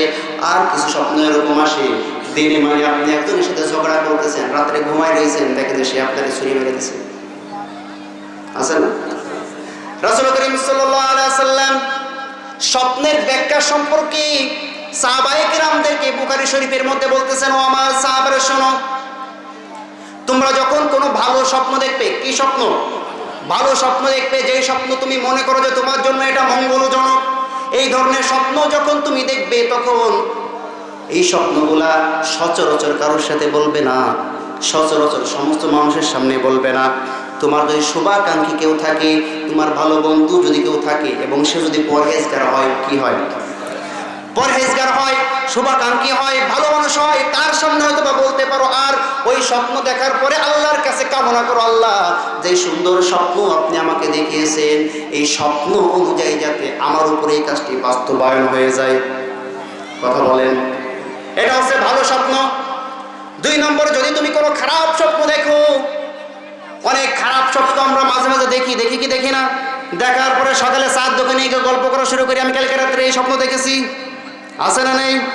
আমার ভাইরা, রাসূল করিম সাল্লাল্লাহু আলাইহি ওয়াসাল্লাম বলেন, যে সমস্ত ভাইরা এই কাজ করেন ভালো করে শোনেন, বিশেষ করে মা বোনেরা শোনেন। মা বোনেরা তো আবার সব একজন মুফাসসির, স্বপ্ন একজন দেখলি যদি মা বোনের কাছে বলতে পারেন, এমন তাফসীর করা করবে আপনার কাজ শেষ। কথা বলেন। মা বোনেরা আবার রাগ করেন না, আপনাদের কথা হাদিসে আছে তাই বললাম। আমার ভাইরা, রাসূল করিম সাল্লাল্লাহু আলাইহি ওয়াসাল্লাম বলেন, যদি তুমি অনাকাঙ্ক্ষিত কোনো স্বপ্ন দেখেই ফেলো, তাহলে ওই সময় যদি তোমার ঘুমটা ভেঙে যায়, তুমি যদি ডান কাতে ঘুমিয়ে থাকো, তোমার এই ঘুমানোর পাশটা ঘুরিয়ে তুমি বাম কাতে, আর তোমার বাম পাশে 3 বার থুতু নিক্ষেপ করো। থুতু নিক্ষেপ করার পরে এই স্বপ্নটা যে তুমি দেখেছো, এই স্বপ্নটা কারো কাছে বলবে না, গোপন রাখবে, একান্ত গোপন রাখবে, কারো কাছে প্রকাশ করবে না, এবং আল্লাহর কাছে বলবে, ও আল্লাহ, আমি যে স্বপ্নটা দেখেছি, এই স্বপ্ন থেকে তুমি আমাকে হেফাজত করো। যদি আপনি এই কাজগুলা করতে পারেন, ওই স্বপ্নের কোনো প্রভাব আপনার উপর আসবে না। কথা বলেন। রাসূল করিম সাল্লাল্লাহু আলাইহি ওয়াসাল্লাম বলেন, যে কোনো স্বপ্ন আল্লাহ পাক রব্বুল আলামিন পাখির পায়ের সাথে বেঁধে রাখেন। যখন ওই স্বপ্নের তাবিল করা হয়, স্বপ্নের তাফসীর করা হয়ে যায়, তখন ওই স্বপ্নটা তাফসীর অনুযায়ী কিন্তু সংগঠিত হয়ে যায়। কথা বলেন। আপনি কোনো অজ্ঞ কোনো মানুষের সামনে যখন আপনার স্বপ্নের কথা ব্যক্ত করলেন, সে যেইভাবে ওই স্বপ্নের তাফসীর করবে, আপনার কাজ কিন্তু ওইভাবে হয়ে যাবে। এজন্য না জানা অজ্ঞ কোনো ব্যক্তির কাছে কোনো স্বপ্নের সমাধান চাইতে যাবেন না। জানা যে ব্যক্তি, সেই ব্যক্তির উচিত হচ্ছে এই স্বপ্নের মধ্যে যদি খারাপ কিছু থাকে, খারাপ তাফসীরটা তাকে করা যাবে না।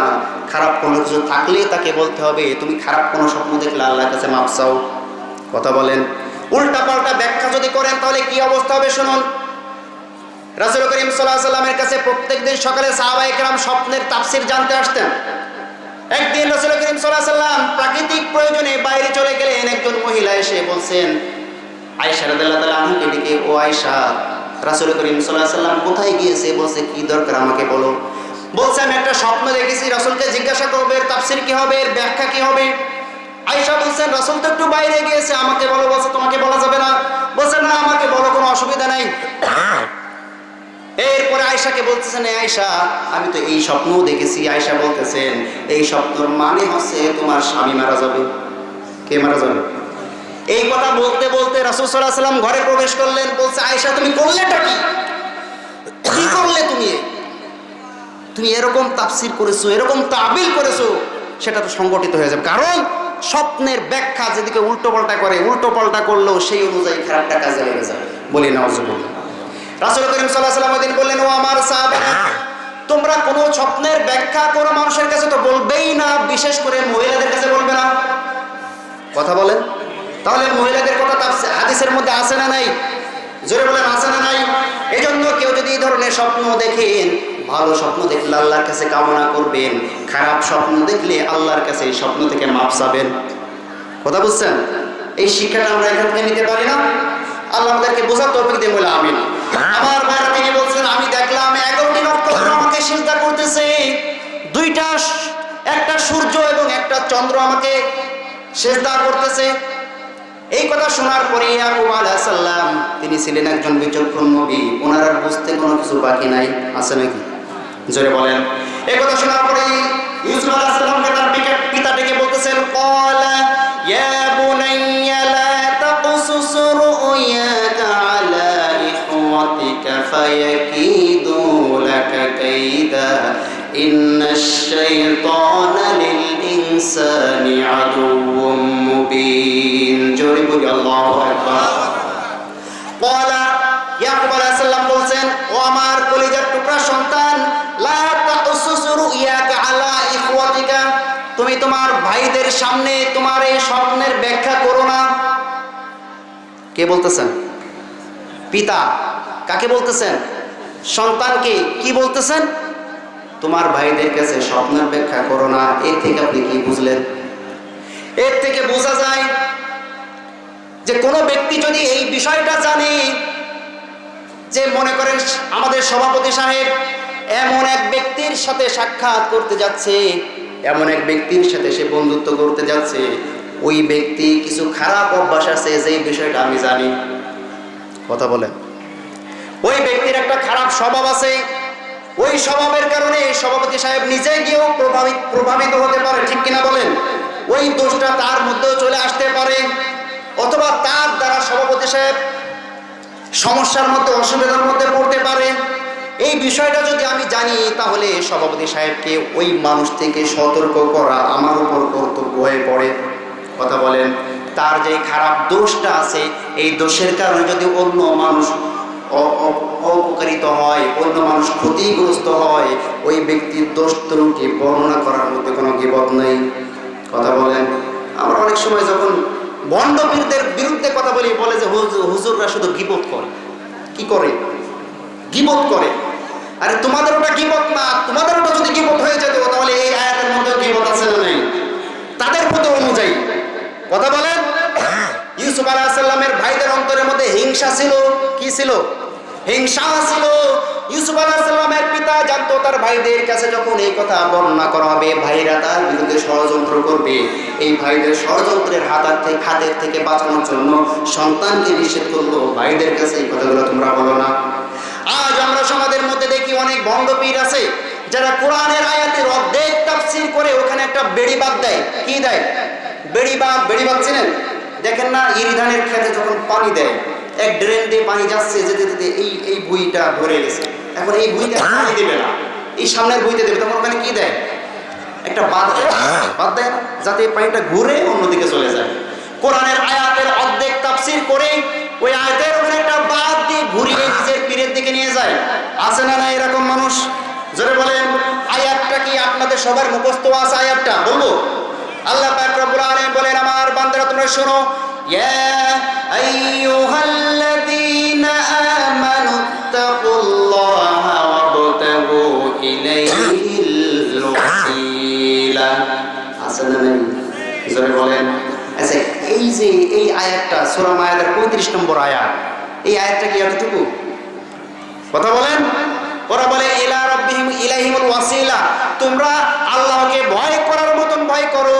আমি গত পরশুদিনও এই ওয়াজ শুনছি, পরশুদিন বলছি গত কালকে, আমার বাসার পাশে ওই যে যারা জিকির করতে করতে কেউ দিয়ে মেরে আরো জনে ভেঙে চুরে ফেলায়, এদের একটা মাহফিল ছিল, আমি ঘুমায় শুনছি। ওরা এই আয়াতের ঠিক এই তাফসীর করছে, বলছে ও আমার বান্দারা তোমরা শোনো, তোমরা আল্লাহকে ভয় করার মতন ভয় করো, আর আল্লাহকে ভয় করে আল্লাহর নৈকট্য অর্জন করার জন্য ওসিলা তালাশ করো। এই ওসিলা আছে আমাদের মুর্শিদ বাবা। সুবহানাল্লাহ বলেন। এই ওসিলা নাকি মুর্শিদ বাবা। আচ্ছা, যেই আল্লাহ ওসিলার কথা বলেছেন সেই আল্লাহ ওসিলাটা কি এটা বলেন নাই? জোরে বলেন। আল্লাহ পাক বলতেছেন, ও আমার বান্দারা তোমরা শোনো, ইয়া আইয়ুহাল্লাযীনা আমানুত্তাকুল্লাহ, তোমরা আল্লাহকে ভয় করার মতন ভয় করো, ওয়াবতাগু ইলাইহিল ওয়াসিলা, এবং আল্লাহর নৈকট্য হাসিল করার জন্য তোমরা আল্লাহর জন্য ওসিলা তালাশ করো। ওসিলাটা হচ্ছে ওয়াজাহিদু ফি সাবিলিহি লাআল্লাকুম তুফলিহুন। জোরে বলেন আল্লাহু আকবার। ওয়াজাহিদু ফি সাবিলিহি, আল্লাহর নৈকট্য হাসিলের সর্বোচ্চ ওসিলা হচ্ছে আল্লাহর রাস্তায় জান এবং মাল দিয়ে জিহাদ করা। সুবহানাল্লাহ বলেন। তাফসীরের মধ্যে লেখা হয়েছে যে ওসিলা আও আমিলা সালিহা, ওসিলা শব্দের অর্থ হচ্ছে ভালো কাজ করা, নেক আমল করা। সুবহানাল্লাহ বলেন। 5 ওয়াক্ত নামাজ হচ্ছে আল্লাহর নৈকট্য হাসিল করার ওসিলা। আল্লাহ পাক রব্বুল আলামিন বলেন ওয়াসজুদ ওয়াক্তারিব, সিজদা দিলেই আমার বান্দা আমার নৈকট্য হাসিল করে ফেলে। সুবহানাল্লাহ জোরে বলেন, আর আস্তে বলেন সুবহানাল্লাহ। আপনি যত বেশি সিজদা দিবেন কার নৈকট্য হাসিল হবে? জোরে বলেন। তাহলে আপনি যদি আল্লাহর নৈকট্য হাসিল করতে চান আপনাকে 5 ওয়াক্ত নামাজ পড়তে হবে, ঠিক কিনা বলেন? আপনি যদি আল্লাহর নৈকট্য হাসিল করতে চান আপনাকে, যদি আপনি নেশা পরিমাণ মালের মালিক হন আপনাকে যাকাত আদায় করতে হবে। আপনি যদি ওসিলা তালাশ করতে চান, হজ করার সামর্থ্য থাকলে আপনাকে হজ করতে হবে, ঠিক কিনা? আপনি যদি ওসিলা তালাশ করতে চান, সামনে রমজান মাস আসতেছে, 1 মাস পরে 1.5 মাস পরে আপনাকে সঠিকভাবে 30টা রোজা রাখতে হবে। এর কোনো খোঁজ নাই, নামাজ নাই, রোজা নাই, কিচ্ছু নাই, বাবার ওসিলা ওসিলা তালাশ করতেছে। এইগুলো আল্লাহর ওসিলা না, শয়তান হাসিল করার ওসিলা। কথা বলেন ঠিক কিনা? সেই সমস্ত বাবার দরবারে ছাগল গরুর কোনো অভাব নেই, ঠিক কিনা? বাপ মারা জীবনে কোনোদিন 1 কেজি গোশ কিনে খাওয়ায় না, বাবার দরবারে ছাগল নিয়ে দৌড় মারে। এরকম আল্লাহর বলি আছে না নেই? জোরে বলেন আছে না নাই? ওই সমস্ত মানুষের বিরুদ্ধে বলেন না, কথা বলেন। মানুষকে সতর্ক করার দরকার আছে না নাই? এটা কি গীবত? কথা বলেন, এটা কি গীবত? আমার ভাইরা, আমরা যখন এই কথাগুলো বলি তখন ওরা বলে যে ওরা গীবত করে, তাহলে তো এখানে ইউসুফের বাপও গীবত করলো। কথা বলেন। যদি তোমাদের ভাষ্য অনুযায়ী, তোমাদের ফতোয়া অনুযায়ী ওই কথাটা যদি গীবত হয়, তাহলে এরকম গীবত আমরা আজীবন করে যাব, এরপরও মানুষের ঈমান নিয়ে সেরেমনি খেলতে দিব না। কথা বলেন ঠিক কিনা? আমার ভাইরা, ইউসুফ আলাইহিস সালামের বাপ বলতেছেন, শোনো, লা তাকসুসু রুইয়াকা আলা ইখওয়াতিকা। কেন নিষেধ করলেন? কিছু মানুষ আসে দেখবেন সত্য জিনিসটা গ্রহণ করতে পারে না, পারে নাকি? কথা বলেন। কারোর ভালো জিনিস দেখলে ওর গার মধ্যে চুলকানি শুরু হয়ে যায়। ও এত ভালো কাজ করবে কেন? হ্যাঁ, ও এত উন্নত করতেছে কিছু নেই। আমার ছেলে উন্নতি করতে পারে না কিছু, ও ছেলে এ প্লাস পেয়েছে কেন, ও ছেলে এ প্লাস পাবে কেন, আমার ছেলে এই গ্রেড পেলার, ও ছেলে প্লাস পেল, মানে হিংসায় আর একজনে ভালো দেখে নিজে হিংসায় জ্বলাজ্বলি শুরু করে দেয়। এরকম মানুষ আছে না নেই? ও ব্যবসায় ভালো উন্নতি করেছে, আমার ব্যবসা ভালো হয় না কেন? ওর ছেলে তো ভালো চাকরি পেয়েছে, আমার ছেলে কেন মাঠে ঘাটে? এই জন্য যারা একটু ভালো থাকে সমাজের মধ্যে কিছু মানুষ আছে, এই ভালো মানুষদেরকে ভালো থাকতে দেবে না। এই কারণে বিভিন্ন প্রকার উস্কানি হামলা মামলা দিয়ে তাদেরকে জবরদস্ত করে রেখে দিয়েছে। কথা বলেন ঠিক কিনা? এরকম মানুষ সমাজে আছে না নাই? জোরে বলেন। এইগুলো হিংসুটে মানুষ। কি মানুষ? ইউসুফের ভাইয়ের মতন হিংসুটে। প্রত্যেকটা আলোচনার মধ্যে আপনি শিক্ষা পাবেন পারেন, শুধু কাহিনী শুনেন না। কাহিনী শুনলে কিন্তু এতক্ষণ ইউসুফ জুলেখার কাহিনী শেষ হয়ে যেত, শেষ হইতো কিনা? কথা বলেন। কিন্তু কি লাভটা হইতো বলেন? শুনতে খুব মজা লাগতো, ঠিক কিনা? কথা বলেন ঠিক কিনা? শুনতে খুব মজা লাগতো না? কিন্তু আমার ভাইয়েরা, আমি এখানে কাহিনী বলতে বসি নাই, কোরআন থেকে শিক্ষা নেওয়ার জন্য বলছি। এই কোরআনের মধ্যে এখানে আপনারা কি বুঝলেন যে ইউসুফের ভাইরা ইউসুফের জন্য হিংসা করেছিল? হিংসা হচ্ছে পতনের মূল, ঠিক কিনা বলেন? ইউসুফের সাথে যখন হিংসা করেছিল, ইউসুফ আলাইহিস সালামের জন্য মঙ্গল হয়েছিল নাকি ভালো হয়েছিল? কথা বলেন। সুতরাং আপনি যার জন্য হিংসা করবেন, আল্লাহ পাক রব্বুল আলামিন তত বেশি তাকে নিয়ামত বৃদ্ধি করে দিবেন। কথা বলেন ঠিক কিনা? আর আপনি যখন হিংসা করবেন আপনার নিয়ামতকে আল্লাহ ছিনিয়ে নেবেন, ঠিক কিনা বলেন? এজন্য এই ইউসুফ আলাইহিস সালামের কাহিনীর মধ্যে একটা কাহিনী আছে, এই হিংসা এবং লালসা দুইটা জিনিসই কিন্তু এই গল্পের মধ্যে আছে। আছে না নেই? কাদের লালসা? আল্লাহ পাক রব্বুল আলামিন বলেন, সামনে আছে ওয়ারাওয়াদাত উল্লাতী হুয়া ফি বাইতিহা আন নাফসিহি ওয়া গাল্লাকাতিল আবওয়াবা ওয়া ক্বালাত হাইতা লাক ক্বালা মাআযাল্লাহি আহসানা মাসওয়াই ইন্নাহু লা ইউহিব্বুল মুফসিদিন। জোরে বলি আল্লাহু আকবার। অনুবিষণ, আমি তোমাকে যে গল্প বলছি ইউসুফের গল্প, এর মধ্যে হিংসার কথাও আছে, লালসার কথাও আছে। লালসার শিকার হয়েছিলেন ইউসুফ আলাইহিস সালাম। কথা বলেন। কার থেকে লালসার শিকার হয়েছিল? জোরে বলেন। মহিলা থেকে। কার থেকে? মহিলারা আমাদের সমাজে আছে না নাই? জোরে বলেন। আমাদের সমাজে পরকীয়ার জন্য দায়ী কে, মহিলা না পুরুষ? বলেন। কেউ বলছে পুরুষ, কেউ বলছে মহিলা, ঠিক কিনা বলেন?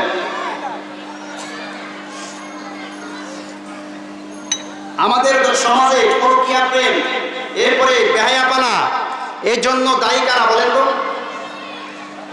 আবার তো সকালবেলায় বলবেন যে হুজুর মহিলাদের বিরুদ্ধে ওয়াজ করেছে, এই হুজুর ওয়াজ শোনা যাবে না, ঠিক কিনা বলেন? আমরা কোনো উস্কানিমূলক কথা বলবো না, আমরা যেটা বাস্তব সেটা বলবো। পবিত্র কুরআনুল কারীমের মধ্যে যখন জিনার ব্যভিচারের বিধান নাযিল করলেন আল্লাহ, প্রথমে কাদের কথা বললেন? জোরে বলেন। তাহলে দোষ বেশি কাদের? আয-যানিয়াতু ওয়াজ-যানি ফাজলিদু কুল্লা ওয়াহিদাতিন মিনহুমা মিআতা জালদা। জোরে বলি আল্লাহু আকবার। আয-যানিয়াতু, আগে কাদের কথা? জোরে বলেন। আগে মহিলাদের কথা। সুতরাং পরকীয়া প্রেম, এরপরে অবৈধ প্রেম, এই বেশিরভাগই দোষী হয় মহিলারা। কারা? আপনার স্ত্রী যদি অন্য কোনো পরপুরুষকে মোবাইল নাম্বারটা না দেয়, তার বাবার ক্ষমতা নাই আপনার স্ত্রীকে ফুসলানোর, ঠিক কিনা বলেন? আপনার স্ত্রী যদি কোনো পরপুরুষকে চান্স না দেয়, কোনো পুরুষের বাবার ক্ষমতা নেই আপনার স্ত্রীর সাথে প্রক্রিয়া করার। কথা বলেন। আপনি বাজারে যান, চাকরি করতে যান, হাটে যান, বাজারে যান, আপনি বিদেশে আছেন, অথচ আপনার স্ত্রী প্রক্রিয়া করতেছে, এই দোষটা কি আপনার স্ত্রী নাকি যার সাথে করতেছে তার? জোরে বলেন। আরে স্ত্রীকে, আপনার স্ত্রী যদি সাজগোজ করে ওই পুরুষের সামনে না যাইতো, ওর সাথে সুন্দর সুন্দর কথা না বলতো, তাহলে তো ওই পুরুষ আকৃষ্ট হতো না, ঠিক কিনা বলেন? কোনো পুরুষ কি ইচ্ছা করে কারো ঘরে ঢুকতে পারে জোর করে? জোর করে যেটা সেটা তো ধর্ষণ, সেটা আবার প্রক্রিয়া হয় কিভাবে? কথা বলেন, ঠিক কিনা? সুতরাং মা বোনেদের উচিত নিজেরা যখন নিজেদের স্বামীর সাথে কথা বলবে, ভালো করে সুন্দর ভাষায় কথা বলবে, আর পর পুরুষের সাথে যখন কথা বলবে, পরপুরুষ ভাষায় কথা বলবে, ঠিক কিনা? কিন্তু আমরা দেখি মহিলারা যখন মার্কেটে যায়, ভাইয়া ভাইয়া এই শাড়িটার দাম কত গো ভাইয়া, মানে মনে হয় কি যে পিএইচডি করে আসছে মালয়েশিয়া থেকে। স্বামীর সাথে যখন কথা বলে, এই সমস্ত বেগুন কি মাসি খায়, ছাত্রার মতন বাজার করে নিয়ে আইসাও, নিয়ে আইসাও, হ্যাঁ এইভাবে।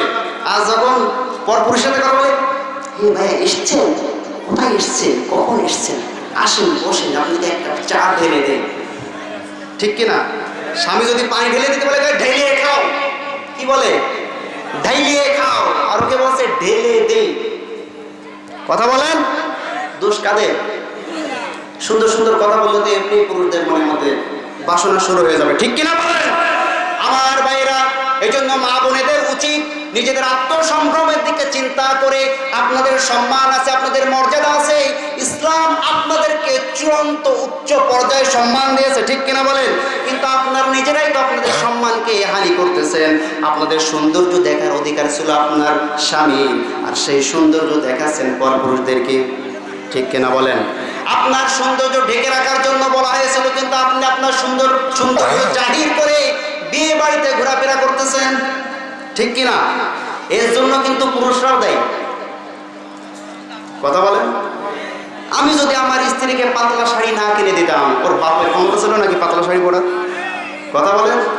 আমি যদি আমার মেয়েকে ছোট ছোট ড্রেস এবং টাইট ফিটিং ড্রেস না কিনে দিতাম, আমার মেয়ে কিন্তু ওই ড্রেস পরে পিকনিকে যেতে পারতো না। কথা বলেন। দোষ তো আমারও আছে, ঠিক কিনা? এই জন্য রাসূল করিম সাল্লাল্লাহু আলাইহি ওয়াসাল্লাম বলেছেন, লা তাদখুলুল জান্নাতা সালাসা, তিন শ্রেণীর মানুষ জান্নাতেও যাবে না, জান্নাতের সুঘ্রাণও পাবে না। এক নম্বর হচ্ছে মুদমিনুল খমর। এক নম্বর কি? মুদমিনুল খমর। বলেন সবাই, এক নম্বর কি? মুদমিনুল খমর। আমার সাথে বলেন, আরবি না বলতে বলতে মানে গালে সব জং ধরে গেছে, ঠিক কিনা? এখন যদি একটু টান দেই যে সবাই আমার সাথে বলেন তো, না থাক দেব না, সবাই বলা শুরু করবে, গানের টান টান সব মুখস্থ, কিন্তু আরবি কোনো কিছু আমাদের মুখস্থ নেই, ঠিক কিনা? এক নম্বর আছে মুদমিনুল খমর, অর্থাৎ নেশা দ্রব্য পানকারী। কি পানকারী? জোরে বলেন। নেশা পানকারী জান্নাতেও যাবে না, জান্নাতের সুঘ্রাণও পাবে না। দুই নম্বর হচ্ছে রাজিলাতুন নিসা। দুই নম্বর কি? রাজিলাতুন নিসা, পুরুষের বেশ ধারণকারী মহিলা। কথা বলেন। কথা বলে পুরুষের মতন, হাঁটা চলা করে পুরুষের মতো, ভাব ভঙ্গিমা তাও পুরুষের মতো, পোশাক আশাক করে তাও পুরুষের মতো। কথা বলেন, কিভাবে বুঝলেন? পুরুষের টাকনো ঘেরার উপরে কাপড় পরা আছে সুন্নাত, ঠিক কিনা বলেন? টাকনো ঘেরার উপরে কাপড় পরা কাদের জন্য সুন্নাত? আপনাদের কি কষ্ট হচ্ছে? শেষ করে দেব? শুধুমাত্র সুর শুনলে কিন্তু হবে না, শিক্ষা নেবেন। কি শিখলেন? না শিখে যাবেন কোথায়? আর আমরা যদি না শিখে শিখবেন কই থেকে? ঠিক কিনা বলেন? পুরুষের কাপড় পরার নিয়ম আছে টাকনো ঘেরার উপরে, ঠিক কিনা? টাকনো ঘেরার নিচে যদি পুরুষ কাপড় পরে সেটা কি হবে? জোরে বলেন। শুধু হারাম নয়, এমন হারাম, রাসূল করিম সাল্লাল্লাহু আলাইহি ওয়াসাল্লাম বলছেন যে দুইটা হারাম, এমন হারাম যে 24 ঘন্টা কবিরা গুনাহ তাদের আমলনামায় লেখা হইতেই থাকে। এক নম্বর আছে যেই ব্যক্তি টাকনো ঘেরার নিচে কাপড় পরে। দুই নম্বর কি বলবো? দুই নম্বরটা বলবো, যেই সমস্ত ব্যক্তিরা মুরব্বি থেকে ছোট মানুষ হইতে গিয়ে দাড়ি চাচে, যতক্ষণ পর্যন্ত আপনার দাড়ি চাচা অবস্থায় থাকে ততক্ষণ পর্যন্ত 24 ঘন্টা আপনার আমলনামায় কবিরা গুনাহ লেখা হইতেই থাকে। বলেন সুবহানাল্লাহ। চাচেন, বেশি করে চাচেন, চাচতে চাচতে এমন অবস্থা হবে যে ওই যে অনুবীক্ষণ যন্ত্র আছে না, আয়নার মতন দেখলে বড় দেখা যায়, আপনি দাড়িটা শেভ করে ওই যন্ত্রটা দিয়ে দিয়ে আপনার মুখের দিকে একটু তাকিয়ে দেখেন, বড় বড় ফোঁটা হয়ে যায়। কথা বলছেন আমার ভাইরা? 3 নম্বর হচ্ছে আদ-দায়ুস। 3 নম্বর কারা? দায়ুস। দায়ুস হচ্ছে ওই পুরুষ যেই পুরুষের সংসারের মধ্যে তার স্ত্রী বেপরদায় চলে, স্ত্রীকে কোনো কথা বলে না, যেই পুরুষের সংসারের মধ্যে তার মেয়ে বেপরদায় চলে, মেয়েকে নিষেধ করে না, ওই ব্যক্তি কখনো জান্নাতে যাবে না। সুতরাং আপনি যদি আপনার স্ত্রীর জন্য, আপনার মেয়ের জন্য আপনি যদি জাহান্নামে যেতে চান, তাদেরকে বেপরদায় চলার জন্য সুযোগ করে দেন, আমার কোনো অসুবিধা নাই। আছে নাকি? কথা বলেন আমার ভাইরা। এই জন্যই তো ইউসুফ আলাইহিস সালামের পিতা ইউসুফ আলাইহিস সালামকে বললেন, তোমার ভাইদের কাছে এই সমস্ত স্বপ্নের কথা বর্ণনা করো না, স্বপ্নের কথা বর্ণনা করো না। করোনা আছে না নাই? আমাদের সমাজে তো এখন করোনা, করোনা থেকে বাঁচার জন্য ইটালির একজন যুবক স্বপ্ন দেখেছে। বলবো কি? উনি স্বপ্ন দেখেছেন যে এই করোনা ভাইরাস থেকে বাঁচার উপায় হচ্ছে Q7। কি 7? Q7।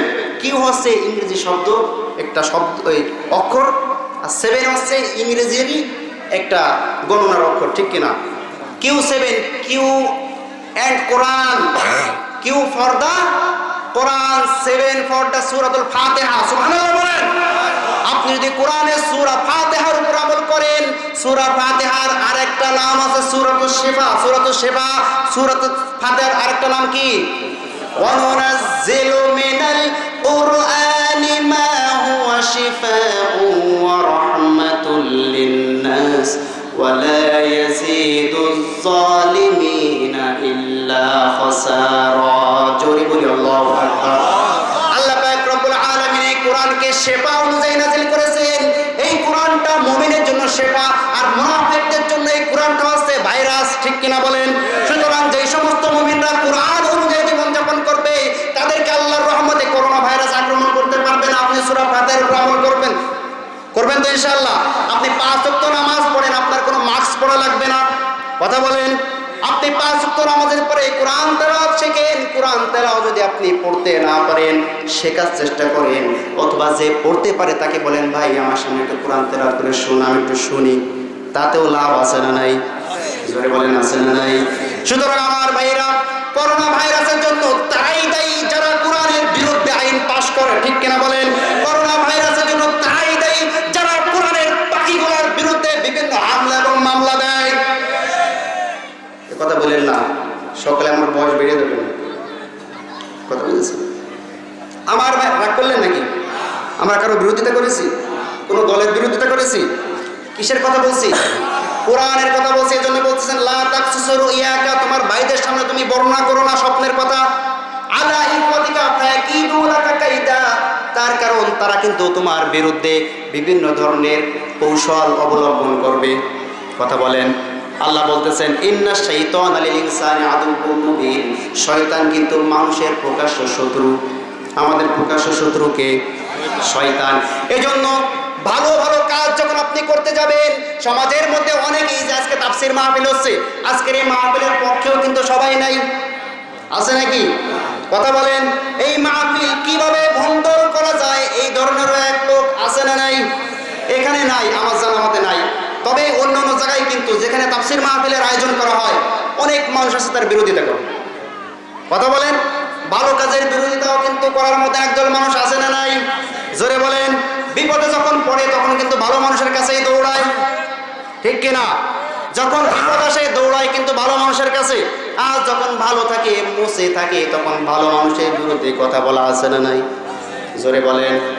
আমার ভাইরা, এজন্য আপনি যতদিন পর্যন্ত ভালো মানুষের সঙ্গী না হতে পারবেন, যতদিন পর্যন্ত কোরআনের পক্ষে না থাকতে পারবেন, ততদিন পর্যন্ত করোনা কেন, করোনার চাইতে আরো বড় ভাইরাস আপনার শরীরের মধ্যে আল্লাহ লেপন করে দেবে। কথা বলেন ঠিক কিনা? সুতরাং এই কোরআনকে প্রতিষ্ঠিত করার জন্য, কোরআনের পক্ষে থাকার জন্য, কোরআনের তাফসীর মাহফিল হোক, কোরআনের তাফসীর মাহফিলের জন্য যদি নিজের জীবনের রক্তগুলো দিতে হয়, কোরআন যদি প্রতিষ্ঠিত করার জন্য, সমাজের বুকে কালিমার পতাকা উড্ডীন করার জন্য নিজের জীবনটাকেও যদি মাটিতে বিলিয়ে দিতে হয়, এই জীবনটা আল্লাহর রাস্তায় বিলিয়ে দিতে কারা কারা দিয়েছে? দু হাত তুলে আল্লাহকে দেখান।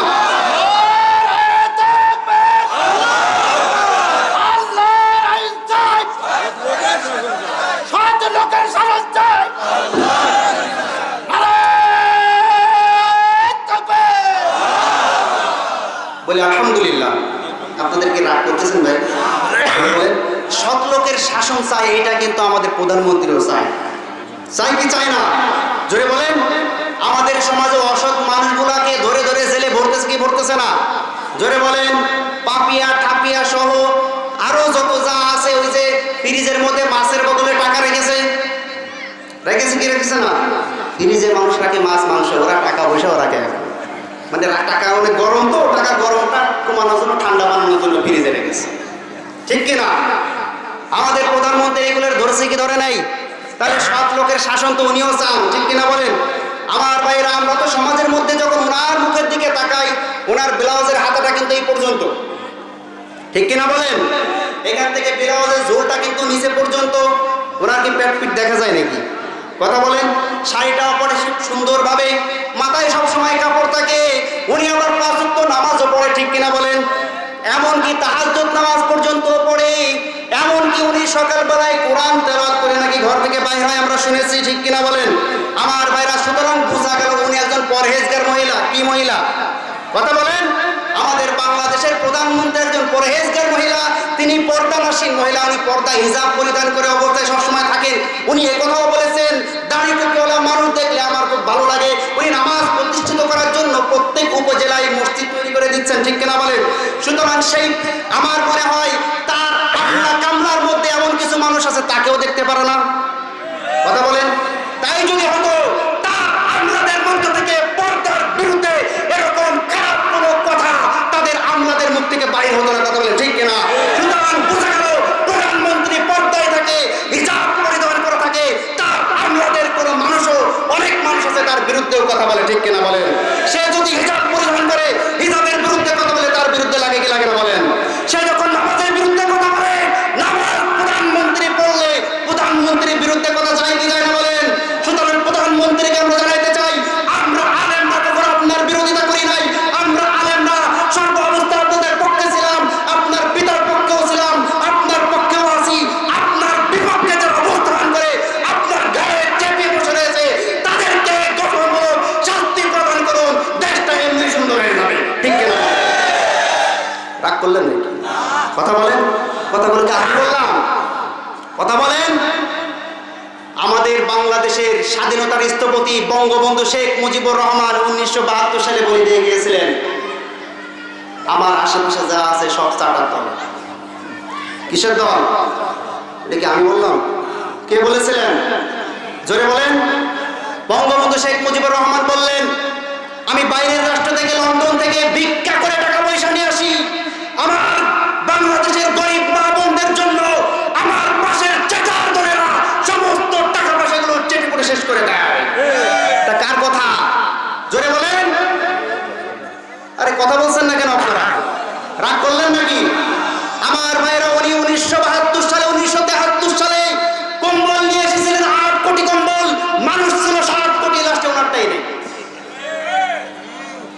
এগুলো কি আমার কথা? কথা বলেন। উনি খুব কষ্ট করে, দুঃখ করে, ভারাক্রান্ত মন নিয়ে বলেছিলেন, আরে আমার কম্বলটা গেল কই, কাদের নিয়ে আমি রাষ্ট্র চালাচ্ছি?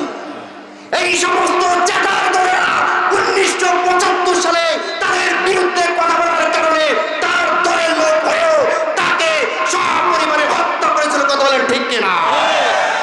কোন আলেম তার পিতাকে হত্যা করতে যায় নাই। ও প্রধানমন্ত্রী শেখ হাসিনা, আমরা আপনাকে জানাইতে চাই, আলেম ওলামা আপনাদের বিরোধিতা করে না। আপনার দলীয় লোকরা, আপনার দলের গুন্ডারা, আপনার দলের টাকাখোররা, আপনার দলের মদখোররা, আপনার দলের নারীখোররা আপনার দলের বিরুদ্ধে বসে আপনার বাবার বিরোধিতা করেছিল, আপনারও বিরোধিতা করেন। কথা বলেন ঠিক?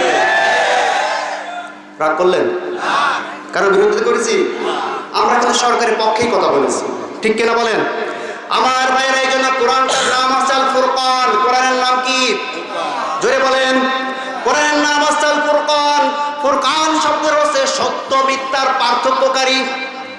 আপনি যখন কোরআনে সঠিক কথা বলবেন, সঠিক কথাটা সোজাসুজি চলে যাবে, সত্য এক সাইডে চলে যাবে, মিথ্যা এক সাইডে চলে যাবে। সত্য কিন্তু সত্যের গতিতে চলা শুরু করে দিবে। কথা বলেন ঠিক কিনা? আমার ভাইয়ের এই জন্য বলছেন, লা তাকসুসুরু ইয়াকা আলা ইখওয়াতিকা, তোমরা তোমাদের ভাইয়ের কাছে এই ঘটনা বর্ণনা করো না, তাহলে তারা তোমাদের বিরুদ্ধে ষড়যন্ত্র শুরু করে দিবে, তোমাকে তারা হত্যার পরিকল্পনা করবে। ঠিক কিনা বলেন? আজও আমাদের সমাজে যারা সত্য কথা বলে তাদের বিরুদ্ধে হত্যার পরিকল্পনা আছে না নাই? জোরে বলেন। ইউসুফ আলাইহিস সালামের বিরুদ্ধে যেরকম হত্যার পরিকল্পনা হয়েছিল, আজও সমাজে অনেকের বিরুদ্ধে হত্যার পরিকল্পনা হয়। আমার ভাইরা, রাসূল করিম সাল্লাল্লাহু আলাইহি ওয়াসাল্লামের বিরুদ্ধেও হত্যার পরিকল্পনা করা হয়েছিল। ইমাম আবু হানিফা রাহমাতুল্লাহ আলাইহিও কিন্তু হত্যার পরিকল্পনা করা হয়েছিল। ঠিক কিনা? ঠিক কিনা? ইমাম আবু হানিফা রাহমাতুল্লাহ আলাইহি, ইমাম শাফিঈ রাহমাতুল্লাহ আলাইহি, ইমাম মালিক রাহমাতুল্লাহ আলাইহি, ইমাম ইবনে হাম্বল রাহমাতুল্লাহ আলাইহি, ওনারা কি ভালো ছিলেন না খারাপ ছিলেন? জোরে বলেন। তাহলে কি অপরাধে তাদেরকে হত্যা করা হলো? কথা বলেন, সবাই বলেন। সত্য কথা বলার কারণে তাদেরকে হত্যা করা হলো। 1975 সালে শেখ মুজিবকে কেন হত্যা করা হলো? জোরে বলেন। সত্য কথা বলার কারণে।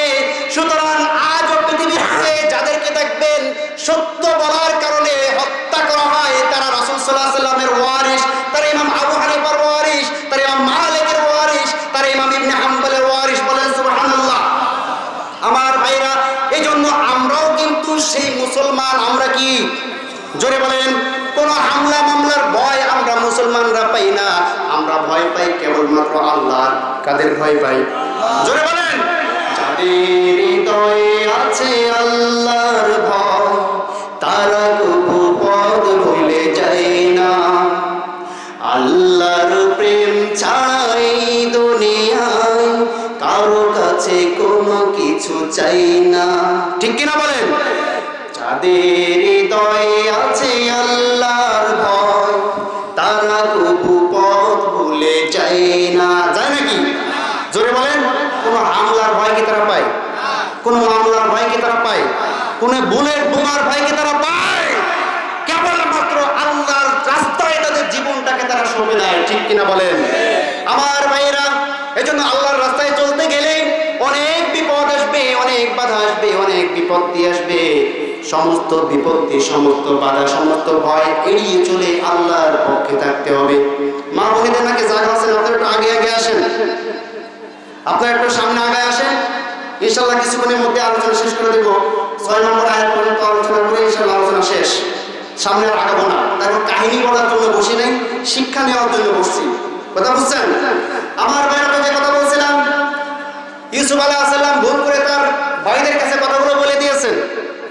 وَكَذَلِكَ يَجْتَبِيكَ رَبُّكَ وَيُعَلِّمُكَ مِنْ تَأْوِيلِ الْأَحَادِيثِ وَيُتِمَّ نِعْمَتَهُ عَلَيْكَ وَعَلَى آلِ يَعْقُوبَ كَمَا أَتَمَّهَا عَلَى أَبَوَيْكَ مِنْ قَبْلُ إِسْحَاقَ إِبْرَاهِيمَ وَإِسْحَاقَ إِنَّ رَبَّكَ حَكِيمٌ عليم. جرب الله أكبر. وكذلك يجتبيك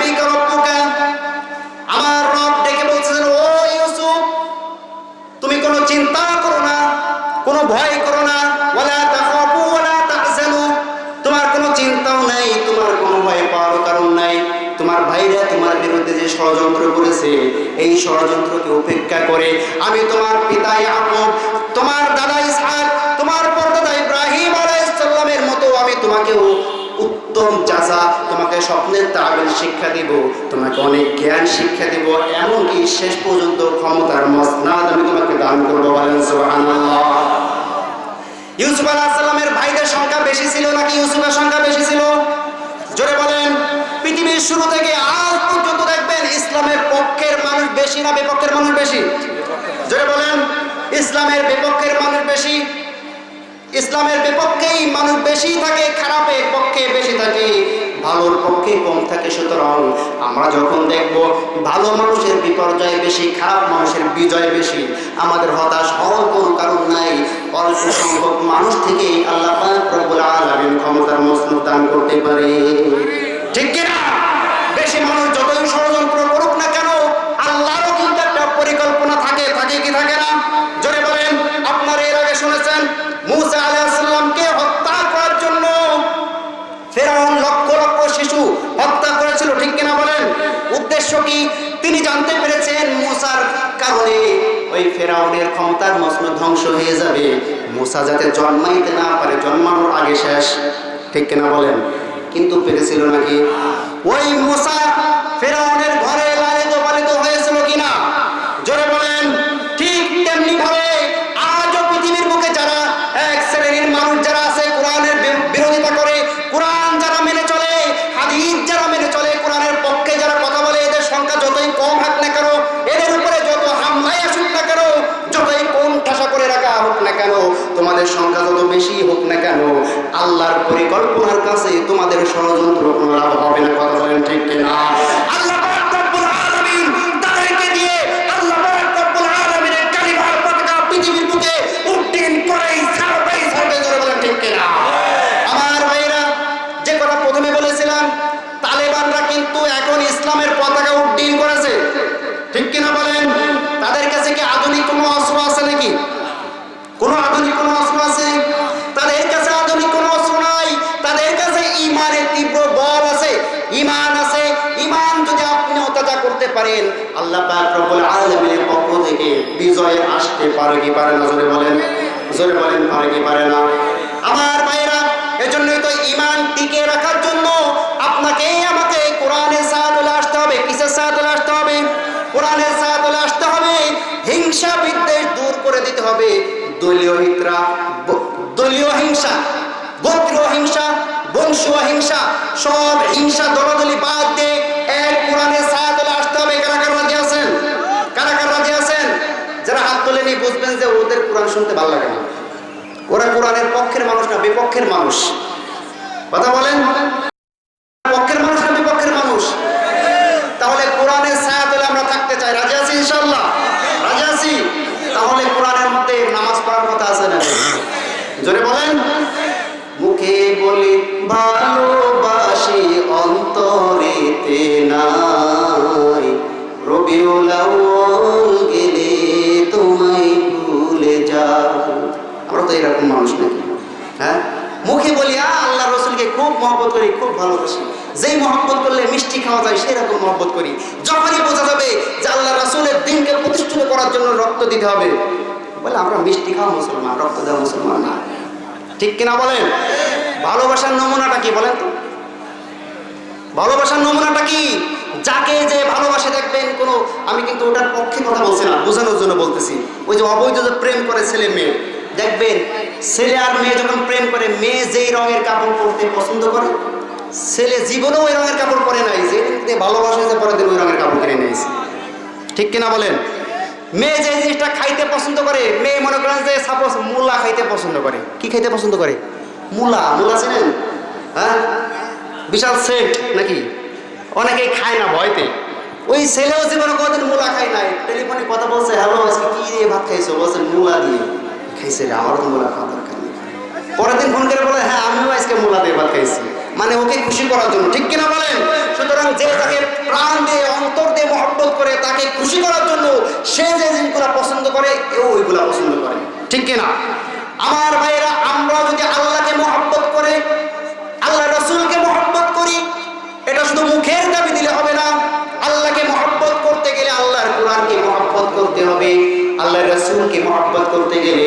রাসূলের দেখানো দিন অনুযায়ী আপনাকে আমাকে জীবন যাপন করতে হবে, ঠিক কিনা বলেন? এজন্য কোরআনকে মুখস্থ করতে গেলে কোরআনের মধ্যে নামাজের ওয়ার্ড আছে, নামাজ পড়তে হবে। কথা বলেন, পড়বেন তো ইনশাআল্লাহ নামাজ? সবাই নামাজ পড়বেন তো? আল্লাহ আমাদের সকলকে 5 ওয়াক্ত নামাজ পড়ার তৌফিক দেন, আমিন। কোরআনের মধ্যে হারাম থেকে পরিত্যাগ করার কথা আছে না নাই? জোরে বলেন, হারাম পরিত্যাগ করবেন তো? কোরআনের মধ্যে সুদের বিরুদ্ধে কথা আছে না নাই? সুদ ছেড়ে দিবেন তো? আল্লাহ আমাদের সকলকে সুদ ছাড়ার তৌফিক দেন, আমিন। কোরআনের মধ্যে জিনা ব্যভিচার ছাড়ার কথা আছে না নাই? জোরে বলেন, জিনা ব্যভিচার করবেন? শেষ করে দিব একটা কথা বলে, আলোচনা শেষ, একটা ফিনিশিং, সবাই বসেন। সেটা হচ্ছে সৌদি আরবে একজন লোক তাওয়াফ করতেছে, তাওয়াফ করতে করতে হাজর আসর ধরে আধা ঘন্টা ধরে শুধু একটাই দোয়া করতেছে, আল্লাহ আপনি আমাকে মুসলমান বানিয়ে কবরের মধ্যে নেন। কি বানিয়ে? জোরে বলেন। তখন খাদিম এসে বলতেছে যে আপনি বারবার শুধু একই দোয়া করতেছেন, আরো তো দোয়া আছে, এগুলো তো করতে পারেন। বলছে যে এই দোয়া করার পিছনে একটা কারণ আছে। কি কারণ? বলছে কারণটা হচ্ছে এই যে আমার একটা ভাই ছিল, সেই ভাই 40 বছর পর্যন্ত মুয়াজ্জিনি করেছে বিনা পয়সায়। কত বছর? 40 বছর পর্যন্ত বিনা পয়সায় মুয়াজ্জিনি করেছে। মৃত্যু যেদিন হবে, মৃত্যু হওয়ার আগ মুহূর্তে কোরআনটা এভাবে হাতে নিয়ে বলতেছে যে আমি কোরআনের মধ্যে যা আছে সব কিছু আমি পরিত্যাগ করলাম। বলি নাউজুবিল্লাহ। এই কথা বলার পরেই সে মৃত্যুবরণ করছে, সে কিন্তু মুসলমান হিসেবে মরতে পারেনি। 40 বছর মুয়াজ্জিনি করছে। বলা হলো কারণটা কি? কারণ তো অবশ্যই আছে, তা না হলে এত ভালো মানুষ 5 ওয়াক্ত নামাজ পড়তো, 5 ওয়াক্ত মসজিদে আজান দিত, কিন্তু কেন সে বেঈমান হয়ে মরলো? কারণটা কি? বলতেছে আমার ভাইয়ের একটা বদ অভ্যাস ছিল। কি অভ্যাস? জোরে বলেন। বদ অভ্যাস ছিল। বদ অভ্যাসটা হচ্ছে ভাই যখন মিনারার উপরে উঠতো, মিনারার উপরে উঠে দুপুর বেলায় যখন নামাজের আজান দিতে যাইতো, দুপুর বেলায় কিন্তু আশেপাশের মহিলারা গোসল করে। কথা বলেন। ওই মিনারায় উঠে আজান দিতে উঠে আশেপাশে গোসলকারী মহিলাদের দিকে তাকিয়ে তাকিয়ে চোখের জিনা করতো। কিসের জিনা? এই খারাপ অভ্যাসটার কারণে খারাপ অভ্যাস ছাড়তে পারে নাই, মৃত্যুর আগ পর্যন্ত খারাপ অভ্যাসটা ছাড়তে পারে নাই। যতই আজান দিয়েছে, যতই নামাজ পড়েছে, খারাপ অভ্যাস জিনার কাজটা ছাড়তে পারে নাই, বিদায় বেঈমান হয়ে পৃথিবী থেকে বিদায় নিয়েছে। বলি নাউজুবিল্লাহ। এখনো যদি আপনারা জিনা না ছাড়তে পারেন, চোখ দিয়ে দেখাটা হচ্ছে চোখের জিনা, মুখ দিয়ে কথা বলাটা হচ্ছে মুখের জিনা, কানে কানে মহিলার সাথে মেয়েদের সাথে আপনি ফোনে আলাপ করবেন, এটা হচ্ছে আপনার কানের জিনা আর মুখের জিনা। হাত দিয়ে স্পর্শ করবেন, এটা হচ্ছে আপনার হাতের জিনা। কথা বলেন। সুতরাং যদি জাহান্নামী হতে চান এইগুলা বেশি করে করেন, আর জাহান্নাম থেকে যদি বাঁচতে চান, মনে মনে চিন্তা করতেছেন মরার আগে তওবা করে হাজী সাহেব হয়ে যাব। কি হয়ে যাবে? হাজী সাহেব হয়ে যাব। মরার আগে তওবা করে। আপনি কবে মরবেন তা কিন্তু জানেন না। আপনার প্রেমিকার সাথে হ্যালো গুড নাইট বলে ঘুমাইছেন, ওই গুড নাইট আপনার শেষ গুড নাইট হইতে পারে কি পারে না? জোরে বলেন। এজন্য জিনা ছেড়ে দিবেন তো ইনশাআল্লাহ? কথা বলেন। কথা বলবেন, সেটাও মুখের জিনা। চোখ দিয়ে দেখবেন, সেটাও চোখের জিনা। হাত দিয়ে স্পষ্ট করবেন, এটাও হাতের জিনা। সুতরাং আমরা কোনো জিনার ধারে কাছে যাব না, করোনা ভাইরাস আমাদের কাছে আসবে না। কথা বলেন। আজকে বিশ্বের ইতিহাসে যারা বিজ্ঞানী, তারা প্রমাণ করেছে রিসার্চ করে, চায়নায় সবচাইতে বেশি করোনা ভাইরাস ছড়িয়েছে লিপ টুগেদারের মাধ্যমে। কিসের মাধ্যমে? কথা বলেন। Lip together. লিপ টুগেদার চেনেন? কিস দেয় না, কিস। আমাদের বাংলাদেশেও কিন্তু কিস ডে আছে। কি ডে? Kiss day. ছেলে মেয়েকে কিস খাবে, করোনা ভাইরাস মেয়ের গালে গিয়ে লাগবে। মেয়ে ছেলেকে কিস খাবে, মেয়ের গালে থেকে করোনা ভাইরাস ছেলের গালে এসে লাগবে। এই বাচ্চু মধ্যে আর গেছে, অসুবিধা নেই। কথা বলছেন। এই সমস্ত জিনা বিচারের কারণেই আল্লাহ পাকের মহামারী আমাদের সমাজের মধ্যে এসে পড়েছে। আল্লাহ আমাদের সকলকে এই মহামারী থেকে বেঁচে থাকা তৌফিক দিন, সকলে আমিন। যে আলোচনাগুলো করলাম, সবাই দোয়া করবেন আল্লাহ যেন সর্বপ্রথম আমাকে আমল করার তৌফিক দিন, আমিন। এবং আপনারা সকলেই যেন এর উপর আমল করতে পারেন, আল্লাহ আমাদের সকলকে তৌফিক দান, সকলে আমিন। ওয়াসাল্লাল্লাহু আলা নবিয়িনা মুহাম্মদ ওয়া আলা আলিহি ওয়া সাহবিহি আজমাইন। সুবহানাল্লাহি ওয়া বিহামদিহি, সুবহানাকা আল্লাহুম্মা ওয়া বিহামদিকা, আশহাদু আল্লা ইলাহা ইল্লা আনতা, আস্তাগফিরুকা ওয়া আতুবু ইলাইক। আগাইরাতুল ইসলাম শুনবি? ইসলাম শুনবি?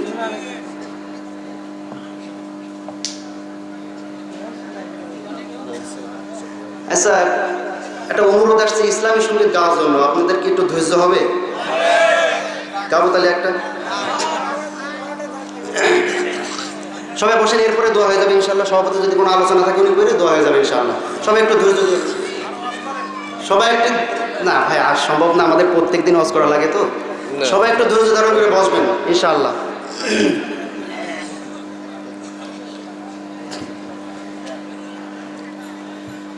তোমরা গুসা না হও ভাই রে ভাই, কইতে গেলে লজ্জায় মইরা যাই।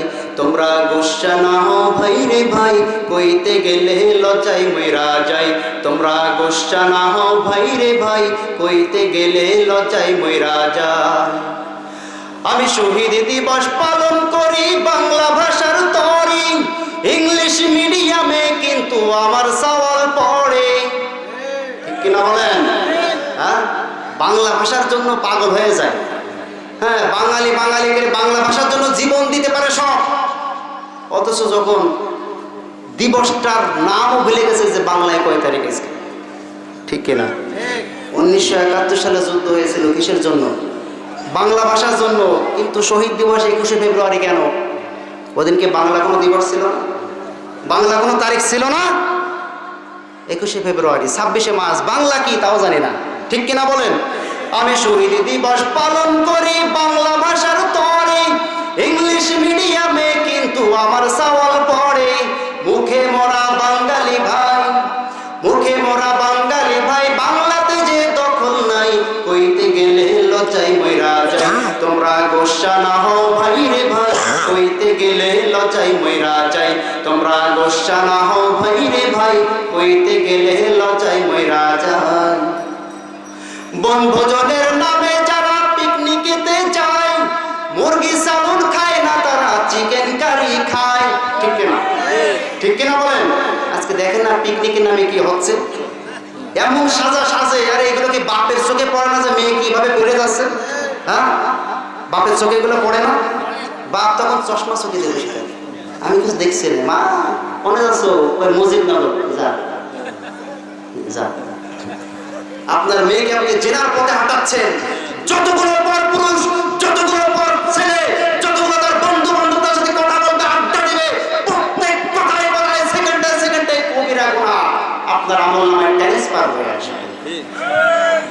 পাঠান, পিকনিকে পাঠান।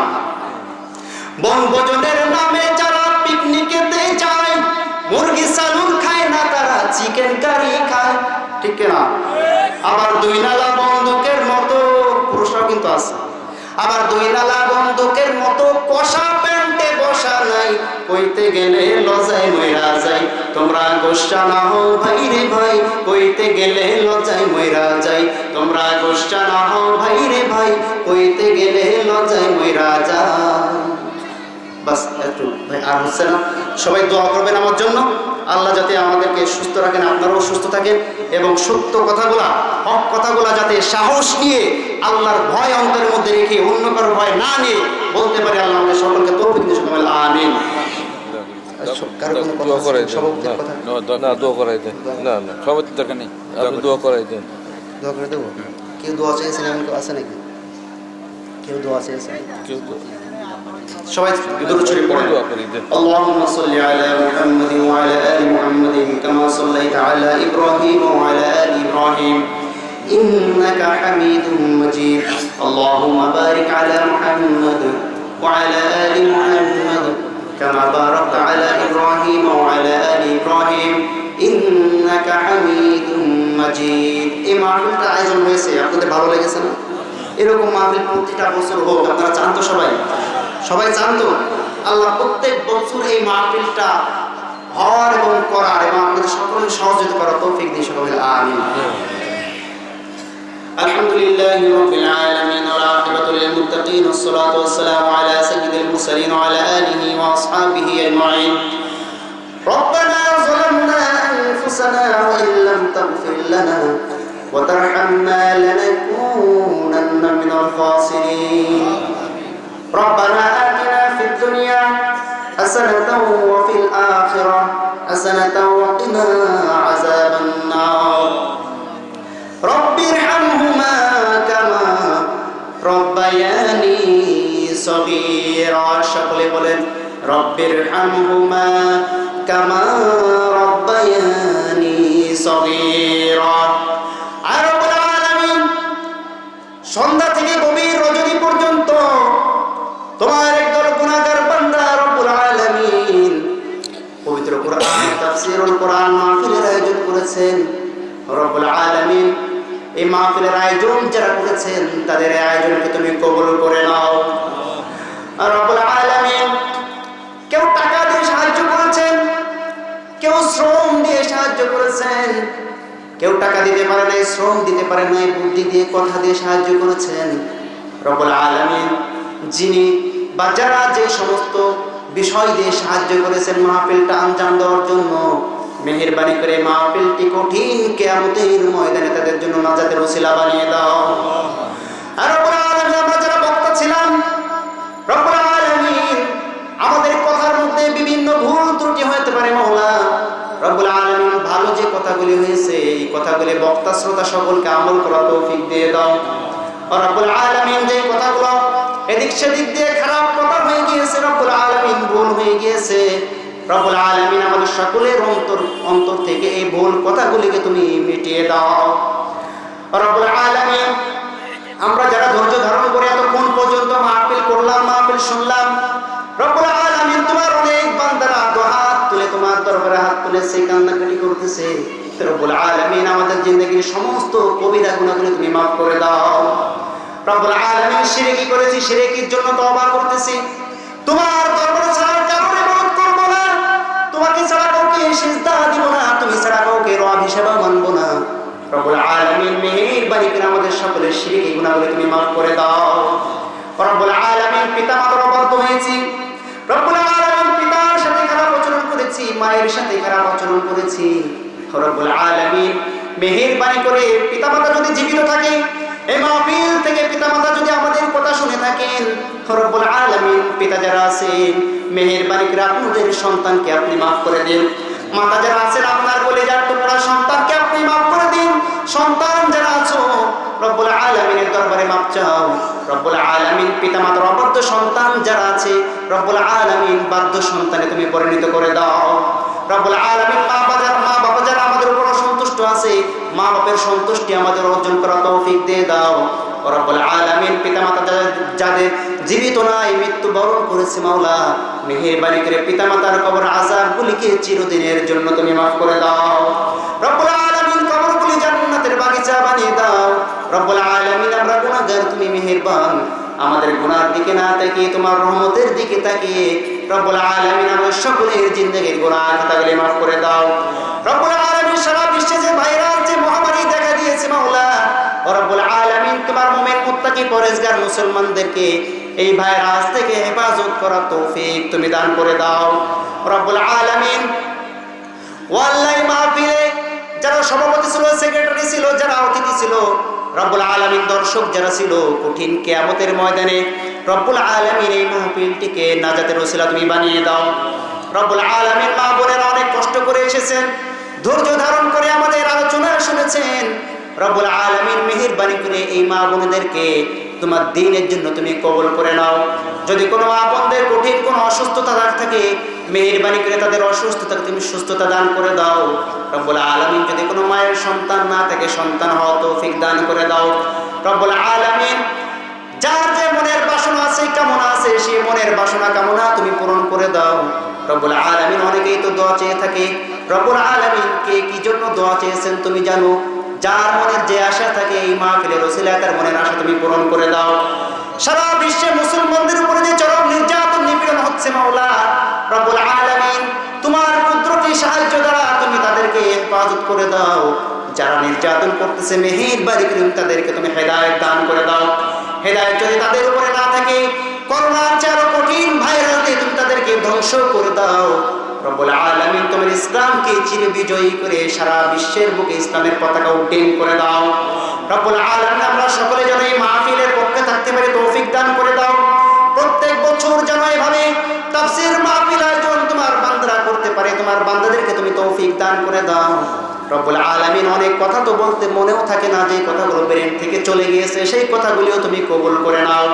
রব্বুল আলামিন ইয়া আল্লাহ আমরা গুনাহগার, তুমি মেহেরবান, আমাদের গুনার দিকে না তাকিয়ে তোমার রহমতের দিকে তাকিয়ে আমাদের সকলের দোয়াখানি তুমি কবুল করে নাও রব্বুল আলামিন। আমরা উপস্থিত যারা আছে আমরা সকলে যেন 5 ওয়াক্ত নামাজ পড়তে পারি, সকলকে তৌফিক দান করে দাও রব্বুল আলামিন। আমরা যেন হারাম ইনকাম ছেড়ে দিয়ে আমাদের সকলকে তৌফিক দান করে দাও। আমরা যেন সুদ ছেড়ে দিয়ে আমাদেরকে তৌফিক দান করে দাও। আমরা যাতে সকলেই সঠিকভাবে সামনে রমজানের রোজা আসতেছে, এই রমজানের 30টি বা 29টি রোজা সব যেন আমরা থাকতে পারি, আমাদেরকে তৌফিক দান করে দাও রব্বুল আলামিন। তোমার দ্বীনের পথে যারা শহীদ হয়েছে তাদের রক্ত তুমি কবুল করে নাও। তোমার দ্বীনের পথে এখনো যারা জিহাদরত অবস্থায় আছে, যেভাবেই আছে রব্বুল আলামিন তাদেরকে তুমি কবুল করে নাও। তোমার দ্বীনের কাজ করতে গিয়ে যারা হত্যা হয়েছে, যারা নির্যাতন হচ্ছে, লাঞ্ছিত হচ্ছে, মেহেরবানিতে তোমার দরবারে তাদের মর্যাদা তুমি বৃদ্ধি করে দাও রব্বুল আলামিন। আমরা গুনাহগার, তুমি মেহেরবান, আমাদের গুনার দিকে না তাকিয়ে তোমার রহমতের দিকে তাকিয়ে আমাদের সকলের দোয়াখানি তুমি কবুল করে নাও রব্বুল আলামিন। আমরা সকলে যেন ঈমানের সাথে মৃত্যুবরণ করতে পারি, তৌফিক দান করে দাও রব্বুল আলামিন। প্যান্ডেল যারা সাজিয়েছেন তাদেরকে তুমি কবুল করে নাও, মাইকওয়ালা যারা ছিলেন তাদেরকেও তুমি কবুল করে নাও রব্বুল আলামিন। আমরা সকলে যেন ঈমানের সাথে মৃত্যুবরণ করতে পারি, তৌফিক দান করে দাও। আমি অত্যন্ত নালায়েক গুনাহগার, আমার কোনো ইলম কালাম নাই, ছোট্ট ছোট্ট ইলম যাই ছিল তাই দিয়ে তোমার কোরআনে তাফসীরের চেষ্টা করেছি রব্বুল আলামিন। ও রব্বুল আলামিন, আমাদের মজলিসের মধ্যে অনেক শিক্ষিত মানুষ রয়েছেন, আমাকে পড়াইতে পারেন এরকম উস্তাদ আমার আশেপাশে আছেন। ও রব্বুল আলামিন, সামনে উপবিষ্ট অনেক নেককার বান্দারা আছেন রব্বুল আলামিন। পর্দার অন্তরালে অনেক নেককার মাতারা বসে আছেন রব্বুল আলামিন। আমাদের এই মজলিসের মধ্যে যে ব্যক্তির নেক আমল তোমার কাছে পছন্দ হয়, তার নেক আমলকে উসিলা করে আমাদের সকলের দোয়াখানি তুমি কবুল করে নাও। রব্বানা তাকাব্বাল মিন্না ইন্নাকা আনতাস সামিউল আলিম ওয়া তুব আলাইনা ইন্নাকা আনতাত তাওয়াবুর রহিম। সুবহানা রাব্বিকা রাব্বিল ইজ্জাতি আম্মা ইয়াসিফুন ওয়া সালামুন আলাল মুরসালিন